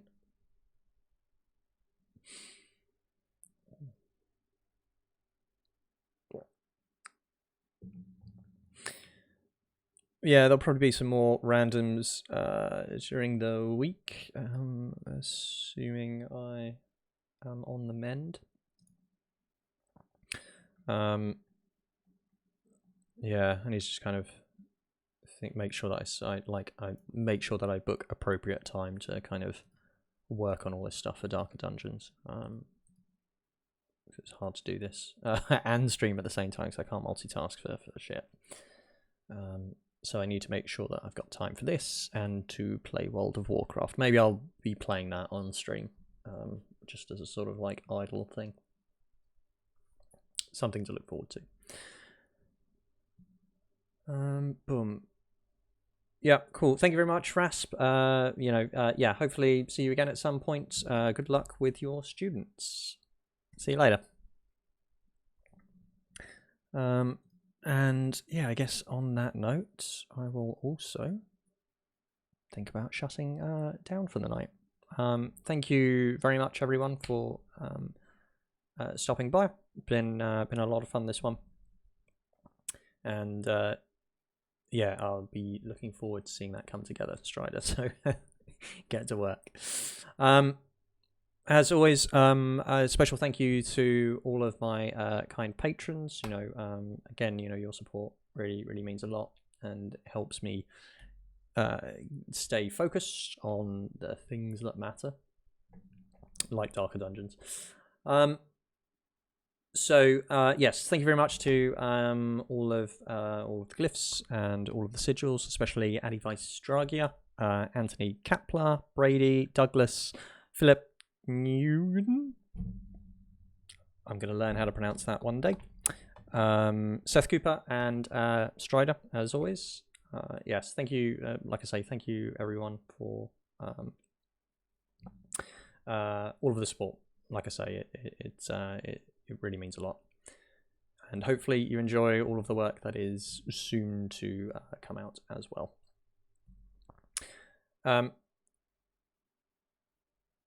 Thank you for all the work. No problem for Bray. Good luck with your DMing, and like I say, if you have any questions or you want to talk through things as a sort of new DM, then this is a place where you can do that. So let us know if you have any questions. Please pronounce Mutse again. Mutze, Mutse, Mutze. I got nothing. This is. You're welcome. I'm embarrassing myself on stream for you. Last one was good. I can't even remember what that one was now. Boom, it's gone. But yes, thank you very much, everyone. I'll see you again possibly next week. Well, I have to see what the timings are going to be and everything, but there'll probably be some random encounters during the week, and we'll figure something out in between. So thank you very much, everyone. Had a lot of fun. See you again soon. Good night.